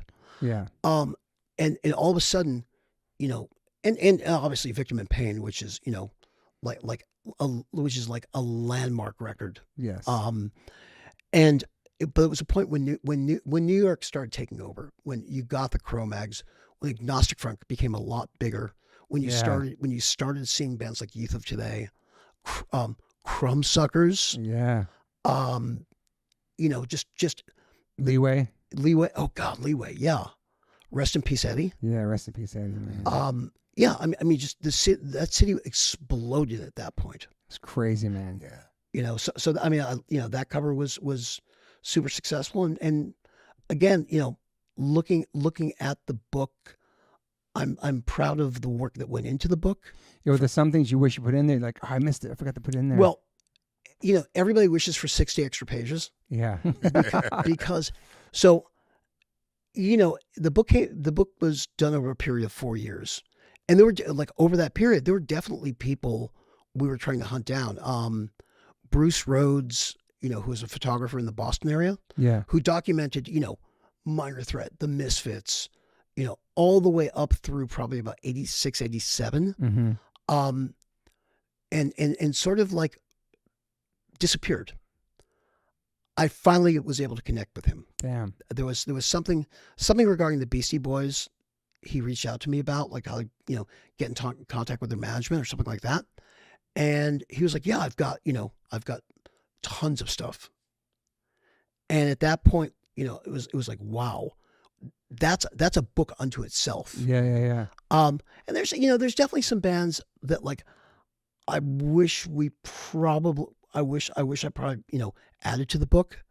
I think, I was able to, there were a few things that bands I didn't interview at the time. Siege, who, insanely important band to the development of grindcore. Yeah. Final Conflict, one of the best, Southern California hardcore bands ever. There, Bad Religion, who I had never interviewed for the zine. Damn. But I did a great interview with Greg, particularly about the Into the Unknown record, which the one they don't talk about. The one that's been Stalinized. Yeah, Brett didn't talk about it on the podcast. Yeah. But honestly, why not? And for several reasons. One, if you take all the keyboards off that record, you get some Bad Religion songs. And there's more, I remember they were starting to bring stuff back into the set. I asked Brian, why are you playing, why'd you bring back Billy Gnosis? And he was like, guitar solos, and they're great. That's a record of 17-year-olds punching way above their weight. Really. Have you heard the record, Derek? No. It's one nobody talks about. Yeah. It's very keyboard driven. Imagine, I don't mind. TSO like keyboards. I thought that was cool. TSO on Beneath the Shadows. That's my favorite TSO record. Incredible, man. But yeah, imagine a group of 17-year-olds, effectively making a Yes record or a Kansas record. Wow. but they're punk. Right. Yeah. But they're punk. So, but at the same, I think that record's really important, and I'll tell you why. If they never made that record, and that record fractured the band, Jay Bentley, the bass player, left the band. I believe, Brett had sort of filtered out of the band at the time. If they had never made that record and gone away, would they have come back with Suffer? Yeah, that's a great point. And so by my twisted contrarian logic, it's the most important record in Southern California punk. Wow. Because you don't get, so in my weird, alternate timeline of rock and roll, if you don't get Into the Unknown, do you get Suffer? If you don't get Suffer, do you get S&M Airlines? Or do you get NoFX, you mean? Yeah. Yeah. Do you get a rejuvenation of, Southern California punk, which has gone on to, stroke the mainstream, be it with bands like Blink-182, Yeah. So ergo, really ambitious 17-year-olds, maybe, change the course of their chosen genre. Yeah.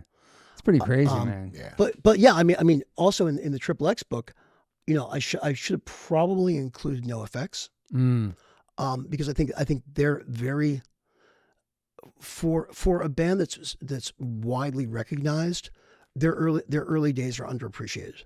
Yeah. They're a hardcore band. No, I agree. Some really great records, man. Yeah. Mike will be the first person to say, we're on Mystic Records. We toured with those bands. I remember I was on tour with Uniform Choice. Damn. In 1987. Screaming for Change album? Or was it Staring Into the Sun? Wait. You were on that one? Yeah, we were growing our, everybody's hair was long. Love that album.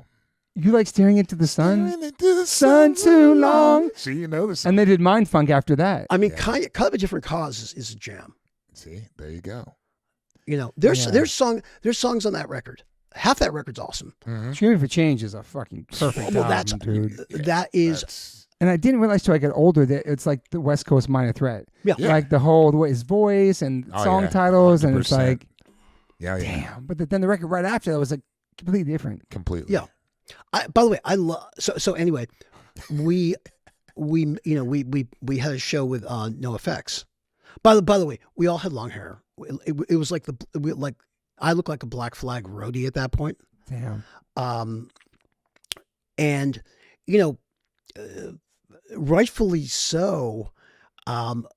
Uniform Choice were definitely the ire and sort of like the funnin' of NoFX.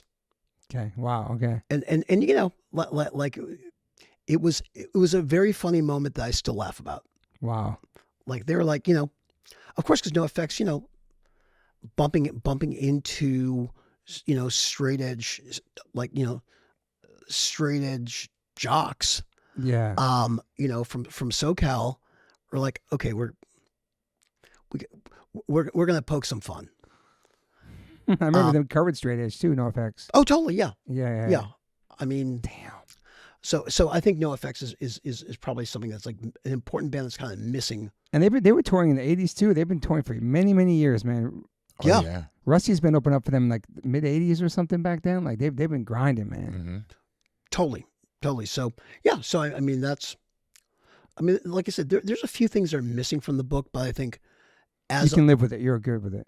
Sometimes you have to stop. Yeah. And what are you doing with Trust Records now? Are you working with them as well? I'm not working for them.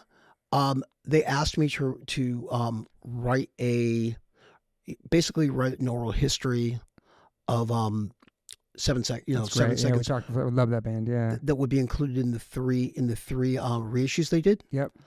And and I've always been friends with the 7 Seconds guys. I've booked and promoted some of their shows in the Boston area. Yeah. Important band. Really important band, dude. I mean, you look at it like there's you have a group of teenagers in the late 70s discovering punk in Reno, Nevada. It's crazy, dude. Not easy. In the 70s, bro. Right. Building a scene that was inclusive and in part, like actually, just as female driven as it was male driven. Yes. You have a band that took a stand against homophobia. You have a band that took a stand against racism. Yeah. Like they were important. Women's rights, everything, man. Yeah, dude, everything, absolutely. dude. So early in the game, dude. And they're an example of hardcore or aggressive music made without anger. Mm. They obviously they got tagged as a positive force. Totally. And yeah, they were.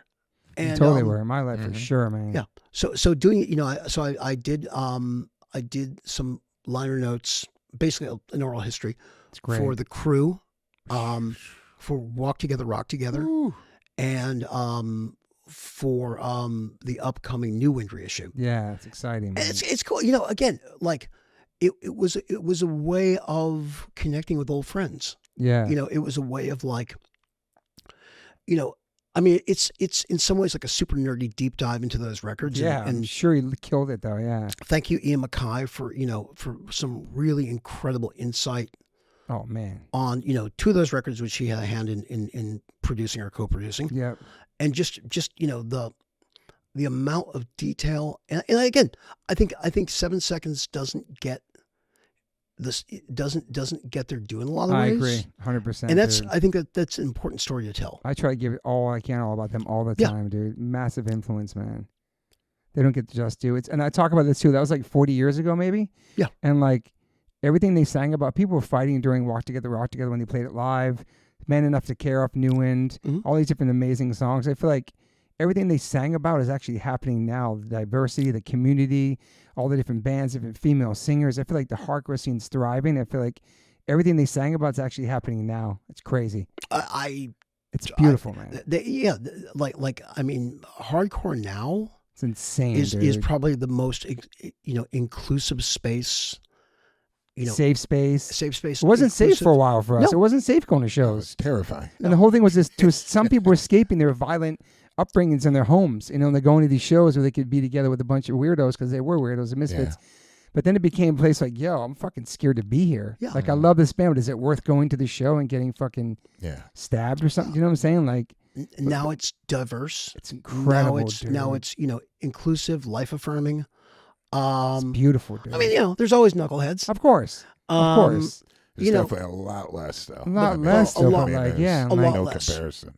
And I feel like everything we did back then, fighting Nazi skinheads, just everything that happened in real life before the internet, really helped out. Obviously, fast forward to now, but yeah, it's just such a different place. It's such a different place, but such a creative place. Incredible, dude. And the fact that like it's never been bigger than it is now. Right. I think coming out of the pandemic, it became bigger than ever. Like the band Speed never played a show, but they blew up during the pandemic in Australia. They came out. They're fucking one of the biggest bands, dude. Killing it, dude. Absolutely. I mean, Scowl, all these bands, dude. And just so many like cool new bands and cool styles of sounds. Yeah. Knock Loose, Drain. Every band sound Jesus Piece. All these bands sound like their own sound. Yeah. That's why hardcore's like not one particular sound. You know what I'm saying? Like there's really no blueprint to it. Well, that brings us back to our initial argument. Totally. Which was it doesn't stop. It's a spirit. Like Hatebreed's a hardcore band. Some people think they're a metal band. You know what I mean? Like no, I know the roots of the band. But they're a hardcore band. I know Sepultura is a metal band, but you're a hardcore kid to me. I don't know. It's just different. We have the spirit. It's a different thing. I think there's a lot of different elements within Sepultura, but you're right. And people recognize me as the hardcore guy in the band. Yeah. Period. Obviously. Because your roots and your history and shit like that. That's right. But I'm just saying, like, it's I like Mike's got his notes. It's incredible, dude. Well, no. One thing you said, too, I saw an interview about the impact of hardcore on civilians in everyday society, like talking about veganism back then, what all the bands were singing about. I mean, I'm not saying that, I mean, possibly hardcore could have been, the Smiths had Meat is Murder, obviously, but the hardcore bands, what they sang about back then, it wasn't really on the radio or TV, there was no internet, but the impact, I feel like, that underground society had on the world now, and the impact on veganism. Yeah, I think. I mean, you have some in that case, you had some larger than life characters. Particularly like the guys in Youth of Today. Totally. Who like really, really like spread the gospel of both veganism and spiritualism. Yes. And I think. What they ignited, has now seen its results in things like, 30 different like forms of tempeh. Yeah, McDonald's and Burger King carrying the stuff, everything vegan, everywhere. Yeah, and well, how it's just changed. Things they were singing about back then is actually still happening, and I don't know. Yeah, they're totally relevant. Totally relevant. Yeah, still relevant. Super exciting to see. Even. All that, yeah, it's very true. Like a lot of the lyrics that were, for animals and protecting animals and things like that. You're right. In the mainstream, I never imagined you'd be able to go to a Burger King or whatever and get like a vegan burger. Before it was like, give me a bun. A bun with. I mean, but this also goes back to Crass, and Flex of Pink Indians and like. OG right there, yeah. Crass was singing about that a long time. You're right. So it's like one of the first. Somehow punk and hardcore carry a ball that, has changed the world. Yeah. No, there's no doubt about it. But not that it needs credit for it, and not that just because we're from that, we think it's all because of the bands we grew up on. You know what I mean? It's never been like talked about like in the mainstream, like, oh, Youth of Today set this off in 1988. Right. But we know that it had an impact because how much of an impact it had in our personal lives. You know what I mean? And without a doubt. Through other bands singing about it. Yeah, I mean, beautiful, dude. I mean, I think if you look at like half the people doing cool shit in the world, there's some connection. Yeah. You know, be it like, you know, people like your man Josh Brolin. Yeah. You know, people like Shepard Fairey. Yeah, man. You know, like who has, you know, visually changed the world. And came from our world. Totally. Yeah. You know, Glenn Friedman. Absolutely, man. You know, these like Shepard Fairey. You know, he's doing pictures of Obama. You know what I'm saying? All that stuff, like just coming from this commissioned world. Yeah, commissioned man. by Obama. Yeah, commissioned. You know, again, it goes back to the notion of, you know, finding your space, getting off the sidelines. Mm-hmm. You know, really like change. You know, just really becoming who you're meant to be. Yeah, and I think that's, you know, that's the energy that we got from this, and I think that's a ball we're all still carrying. Yeah, it's beautiful. It's a beautiful thing to like be sitting in my kitchen talking about 30 or 40 years of this music that, I don't know, just a secret kind of society, underground world we were part of. Mm-hmm. As big as we think it is, like seeing Knock Loose on Jimmy Kimmel was insane. Like, and the reaction that the fans got was so punk to me. They were so offended by this performance. I don't know if you heard about this. Oh, yeah. It was a mosh pit and everything. And like, I was like, fuck, that's so punk. That's almost like when Fear was on SNL, like 40 years ago. This is like, now we're seeing it again where it's still shocking. And that to me is punk. Yeah. You know, whether that band may not sound punk or hardcore to an older head, this is what's happening now, and this is hardcore now. Yeah, it's I mean, moments of provocation and discomfort, yeah, are what changed society. Yeah, they're trying to get Jimmy Kimmel to apologize for this band's performance. That's absurd. But to me, I'm like, fuck yeah, it's still being punk. It's still something that shocks people. I know. Yeah, because there were mosh pits on TV. Yeah, don't it's insulting that they'd even bring that up. I know. Yeah, that's. But then again, so we think, oh, hard punk blew up the year punk broke in '94, and Offspring, all these bands are huge, which they are, and it all trickled down to help bands like us, or people think hardcore is so big because it's at Coachella or Lollapalooza or one of these things. But then you get on regular television in 2024, and people are like, oh my God, what is this? So it is still something that's underground and shocking. Yeah, which I love. I mean, it seems so much bigger, you know. We've seen that the world is more conservative than we hoped it would be. Oh yeah. We saw. Yeah, we saw that. You know, but at the same time, like, keep going. You know. Yeah, I love it. Keep dude. going. Like. I love seeing it. I hate all the gatekeeping bullshit and all that stuff. I love all the new bands, dude. And what do you feel about? I don't know if you notice the people who are writing or journalists within music or in the music scene. I mean, there's a lot of people that are doing it just kind of on their own. It's not like their primary job. Mm-hmm. But I've noticed that there's just a lot, since it isn't their primary job and they're not honestly real journalists. I mean, I don't think just a paycheck makes you a journalist or anything by that means, but I think there's a lot of times, I don't know if you've noticed it, but extreme bias towards certain things where it's like it's not really taking on a journalistic point of view of being in the middle and not having an opinion. Like, I'm going to go check out this band. You know, I'm not going to go just because the general public love it and every person loves it, you know, so I'm going to have to write something very good about it.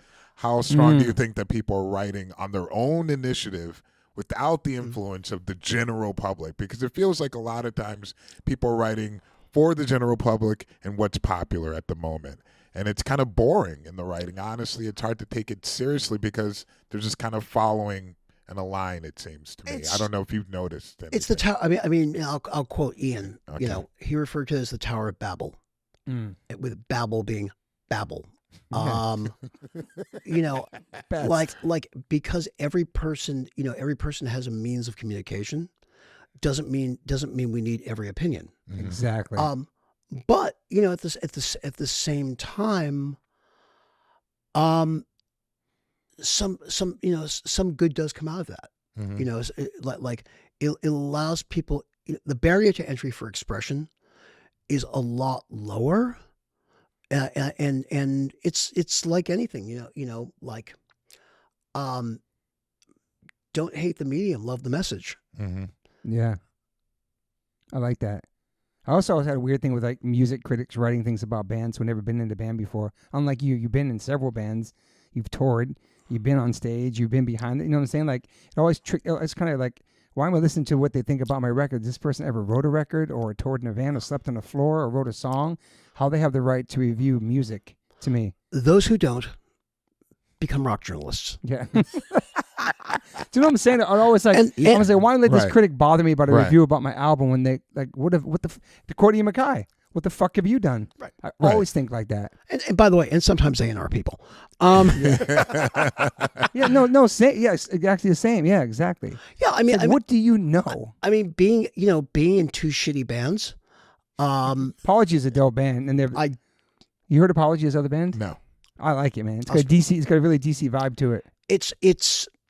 It was for. I mean, kind of emo too. It's extremely. Yeah. It was four. It was five of us, with widely differing influences that we never quite were able to put. We never put them together correctly.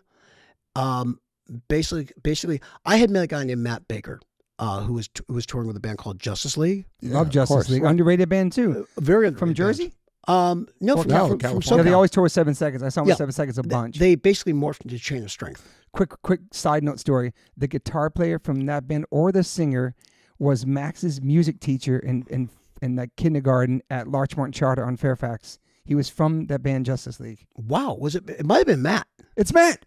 It's Matt. Is that the singer? Right. No, he was the guitar player. Okay, yeah. Because Max said, "Oh, my dad's in this band." He goes, "Oh, I know that band, but I'm from this other band." Yeah, he was Max's.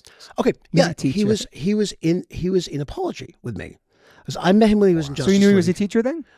No, because he had moved to Boston. Wow. To attend Berklee College of Music. I was like, oh, we should start a band, right? What I didn't realize at the time was, Matt, who's a really gifted musician, didn't have much punk in his DNA. Yeah. So he's coming from Cheap Trick and maybe cool. The punkest he got was the Goo Goo Dolls. I love the Goo Goo Dolls, man. We played with the Goo Goo Dolls. Oh my god, when they were punk. When they were punk, yeah, when they were the best Replacements ripoff. But I love Iris. I love all the ballads, bro. I'm a sucker for. I love all the Goo Goo Dolls. So man. I wanted to be like Articles of Faith, sick, and Dag Nasty and 7 Seconds. Yeah. And well, there's a problem. I can't sing.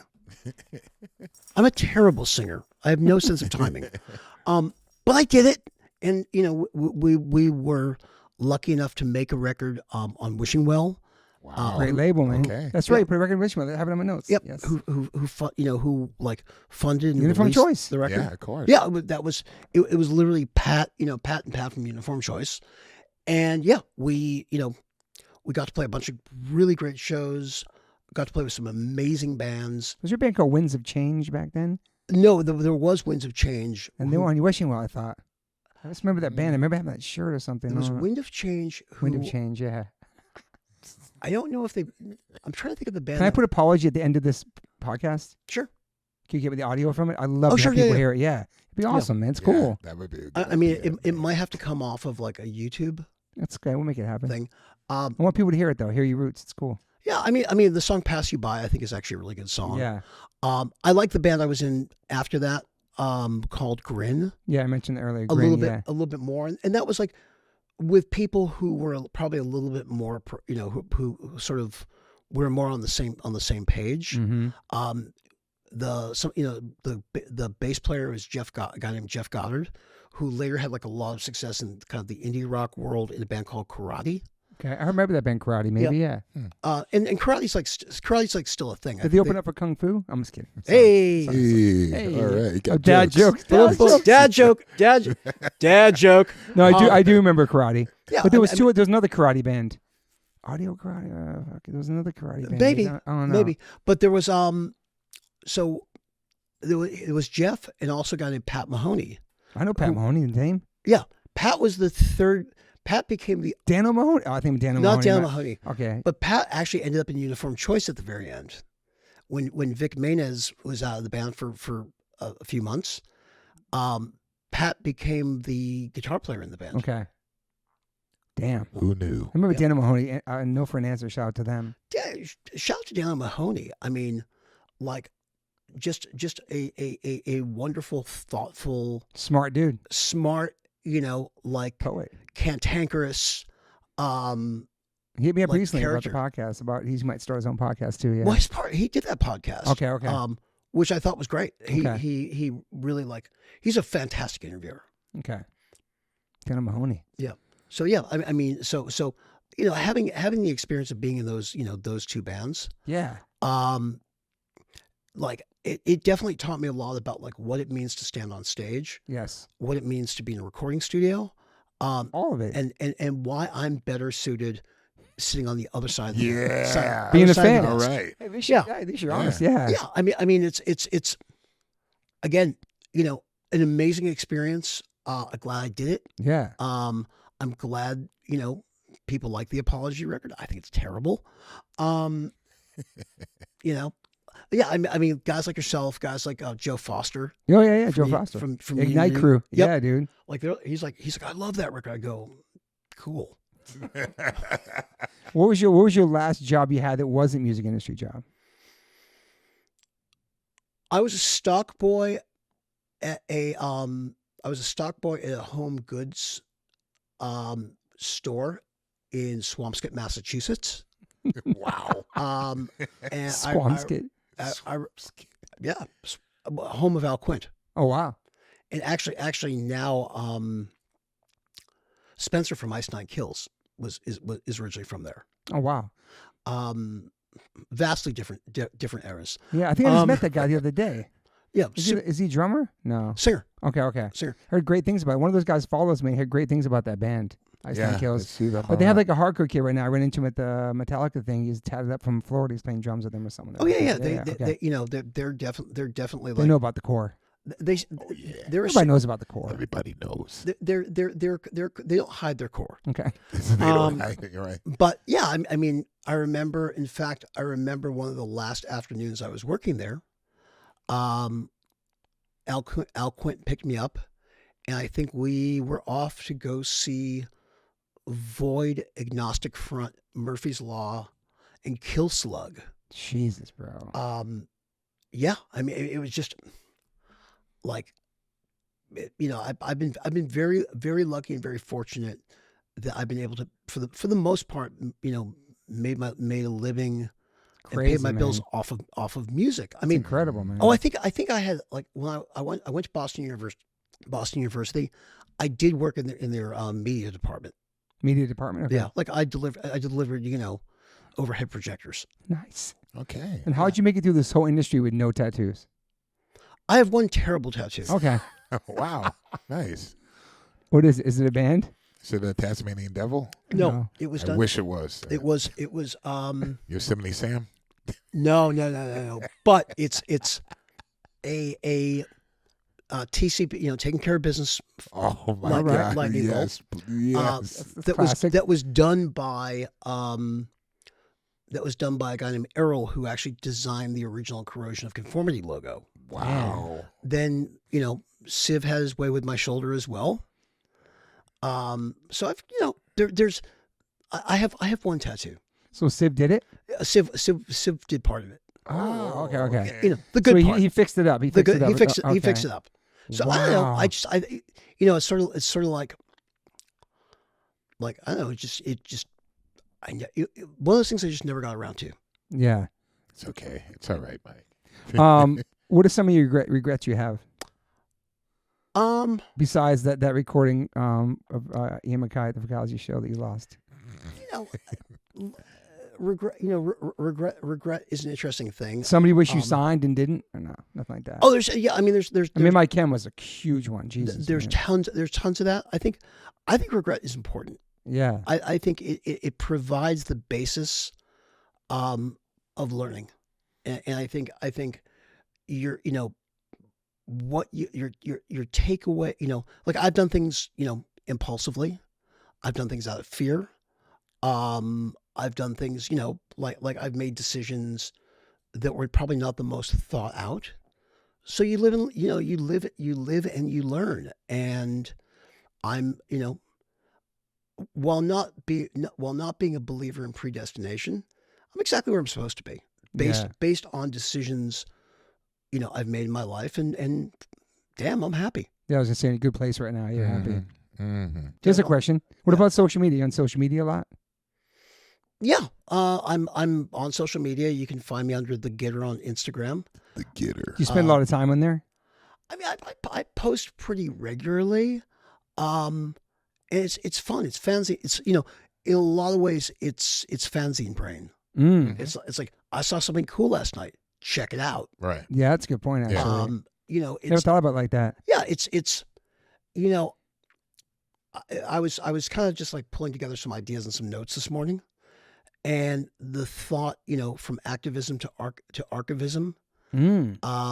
kind of appeared on my mental horizon. That's pretty cool, actually. And that's kind of it. Like I think what I've had a life of doing is effectively being an archivist of this of a hardcore and extreme music, extreme metal, yeah.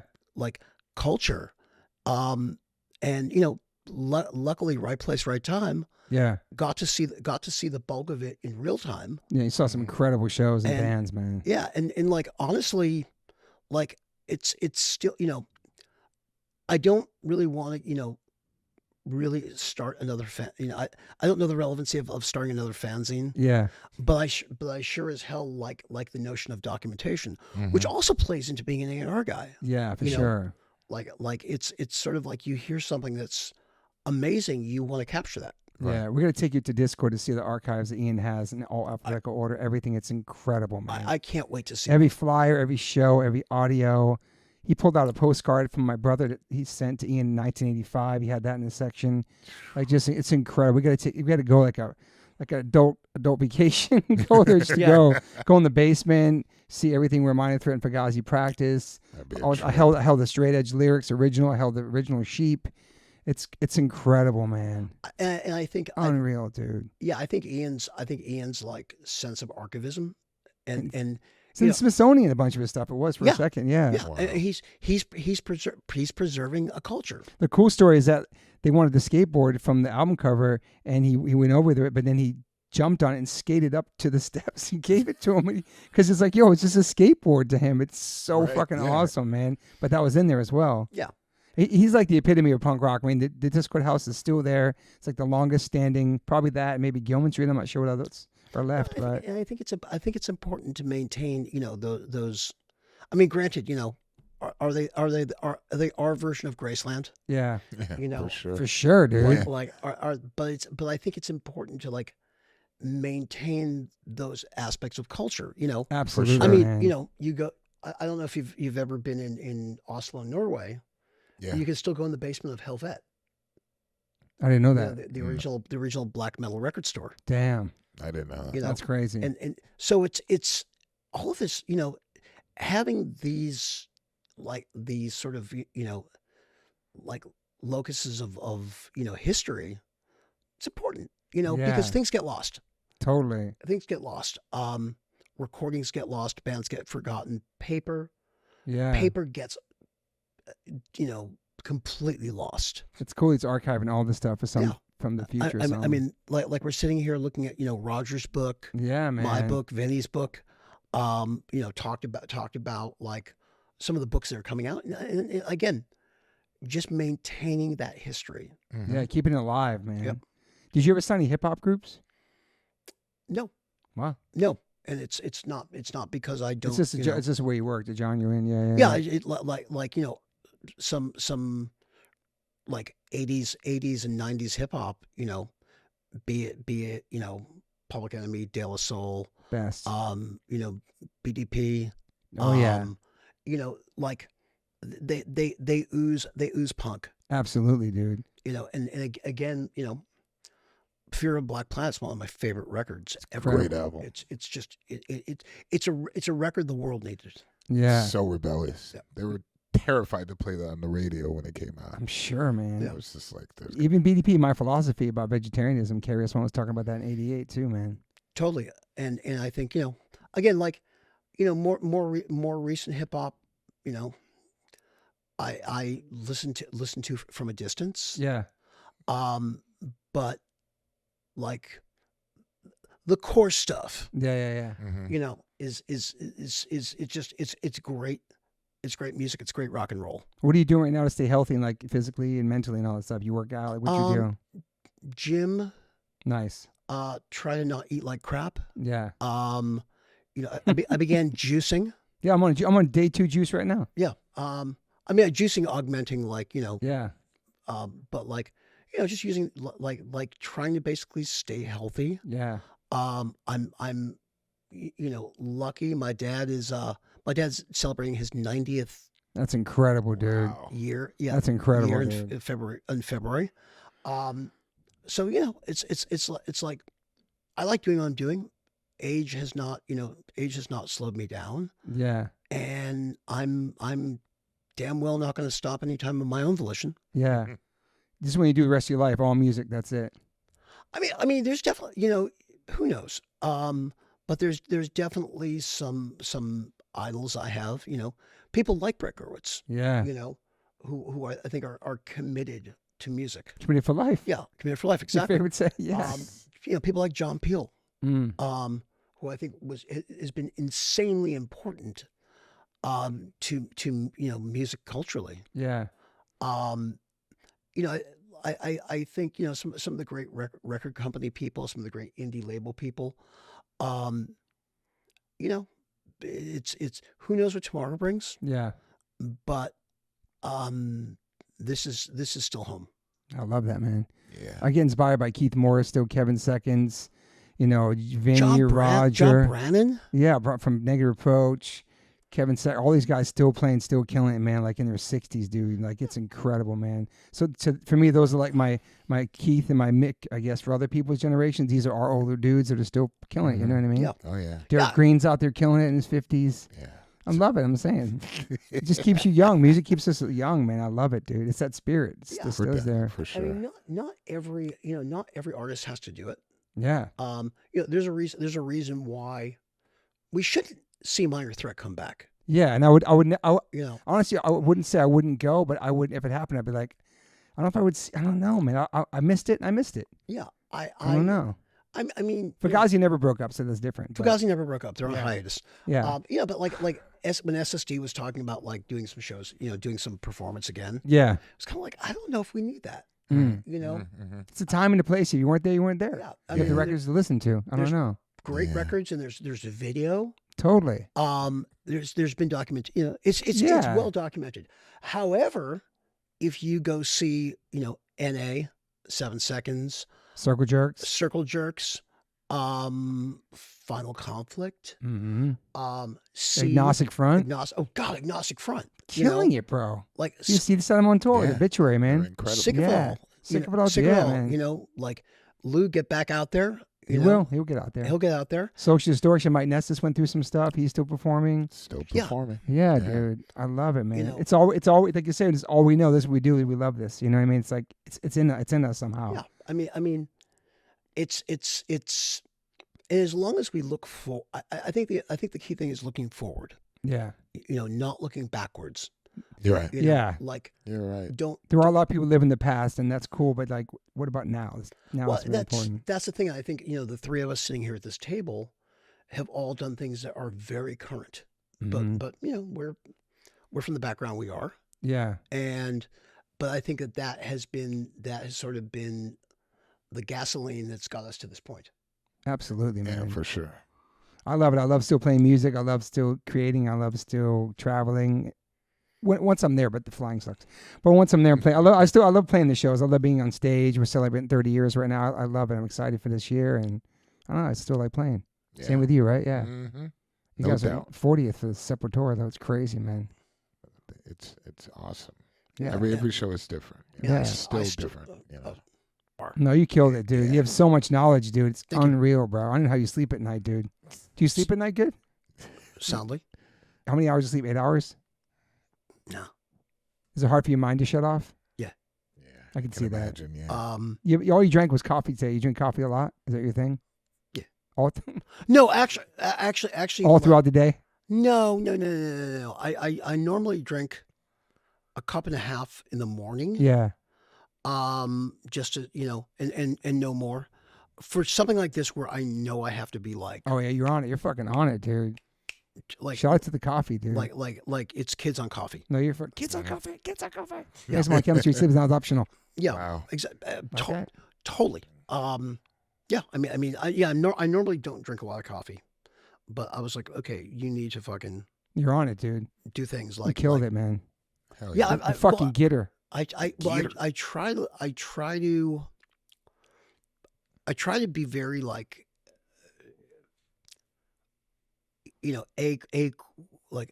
A game. A game, quotable, informative. You are. You're great.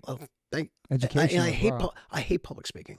Well, this is a public. This is like on recording. Nobody's, Yeah, I know, but it's the same. It's the same thing. I know. But nobody's watching. There's no cameras. We're chilling, dude. No, I know, which is fortuitous. Thanks for being in my kitchen. But like, yeah, I mean, this is great. I mean, your podcast and your interview style has just got like, your interview game has gone up so much. Thank you, man.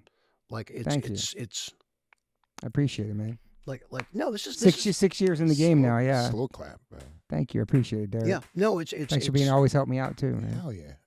Thank you, Gitter. Thank you guys. We're gonna have you back for part 2, 100%, dude. Yeah. And I'm gonna drink coffee too that day, which I never drink. I'm coming back. I know you. I'm coming back. Yeah. You mean I have to leave? We're gonna take a picture somehow with some lights on the porch. Let's do it. Okay, Gitter, thank you. Appreciate you, brother. Gentlemen, thank you so much. Thank you, Derek. Cheers. Love you guys. Peace. Gotta give a big shout out to Liquid Death. I've been in a band called H2O for 30 years, and my first real job with a company is a water brand. Go figure. Love you, Liquid Death. Love the people. Love the brand. Love the concept. Love what they give back. Love the community. Love what they do for the environment. You can go liquiddeath.com/OLLC and get free shipping on any of their merchandise that they make. They have such incredible collabs. Also, if you want to hear the story of the CEO, my good friend Mike Cesario, on the podcast, you can go to episode 115, part 1. And then 2 years later, we dropped a part 2, which is episode 275 with the CEO, Mike Cesario. Just a man from Delaware with a dream, worked at a marketing company, and made this become a reality. Liquid Death is an incredible company, incredible water, incredible people, and I'm super, super honored to be part of them. They sponsor my life. They sponsor everything, my family. So go liquiddeath.com/OLLC and get free shipping on anything you want to buy on that site. If you want to get water, it's exclusively on Amazon.com. Murder your thirst, y'all. I always ask my guests if they have any regrets. I personally don't have any regrets. Even when it comes to my tattoos, I have the silliest tattoos. Even my ET on my leg, it's still a childhood memory for me, and I love it. I've had tattoos on top of tattoos strictly because I wanted more tattoos. I started getting tattoos when I was 18. I'm 52 now, and I can't stop. I've had laser treatment before on something on my arm. It's 4 tattoos on top of each other. And that experience at that place was pretty fast. It was pretty cold. It was in and out, swipe the credit card. Don't really tell me much, didn't give me much details of anything was going to happen. So I never went back. So as of most recently, I'm so lucky enough to have had 2 sessions at Removery Tattoo Removal. My tattoo on my arm that looks like a big black blob is now super light. I've had 2 sessions. I have a long road ahead of me. None of this stuff happens overnight. You cannot take a tattoo up in one sitting. You have to be patient. And it's painful. They ice you up. It's super fast. To me, it felt like a bunch of rubber bands. But what's more painful than that is looking at something on your body that you think you're stuck with for the rest of your life. That sucks. But now for me, I'm really happy I started this journey. I'm slowly going to get this tattoo removed. I never thought in a million years I have any kind of real estate on my arm. I don't even know what I want, but it's exciting. I'm so honored to announce that One Life, One Chance podcast is now with Removery. Call 866-934-4570 or go to removery.com. Use Toby H2O and get $100 off your first session. One of the most experienced tattoo removal companies in the world. Removery has 155 locations and 1.8 million treatments. US, Canada, and Australia. State-of-the-art peak-away laser technology, cryo-technology to reduce any discomfort. This is so exciting for me because all I do in these podcasts is talk about tattoos. From day one, if you've been listening to this podcast, talk about tattoos, talk about getting removed, talk about getting covered up. So this is such a perfect fit for me. Definitely check out One Life, One Chance podcast, episode 281. I have Carmen Brody, Mike McTurnan, and Dustin Ortle from Removery. And this is an over 2-hour conversation. People had submitted questions. It's an incredible conversation breaking down the do's, the don'ts, the fears, process, the results, everything you could imagine about getting a tattoo removed. It's all in this podcast. It's an incredible episode. I appreciate them all coming out for it. So check that out if you want to learn more about Removery and what it's like to get a tattoo removed. Once again, go to Removery.com or call 866-934-4570. Use my code TobyH20 and get $100 off. These guys are located everywhere. Try it out. I have a lot of friends who are sober, a lot of friends who are straight edge, a lot of my friends who are going through it. I know struggling with substance abuse and alcoholism can be really, really hard, especially knowing who to turn to. It can be really, really daunting. I'm here to say that a good friend of mine and his friend started this incredible treatment center called Refine Recovery. They gave me a phone number, 855-516-3332. You can text, you can call them. It's totally confidential. It's safe. There'll be somebody on the other line to help you out, a compassionate human being to talk to. They help you navigate the process, the insurance treatments. They accept most of private insurances. You can go refinerecovery.com, Refine Recovery Instagram. I know it's hard, but reach out to somebody, man. People care about you. People love you. People want you to be here for a long time. People love you in their lives. If you're going through it, make this phone call. It's totally private. I know people DM me all the time about going through it and going through sobriety and trying to get straight and trying to take care of themselves, and the struggle is totally real. And Refine Recovery is the definitely move. Reach out to them, 855-516-3332, or text them, 855-516-3332. You can call or text this number anytime, 855-516-3332. You know the drill. This number is here for you to call.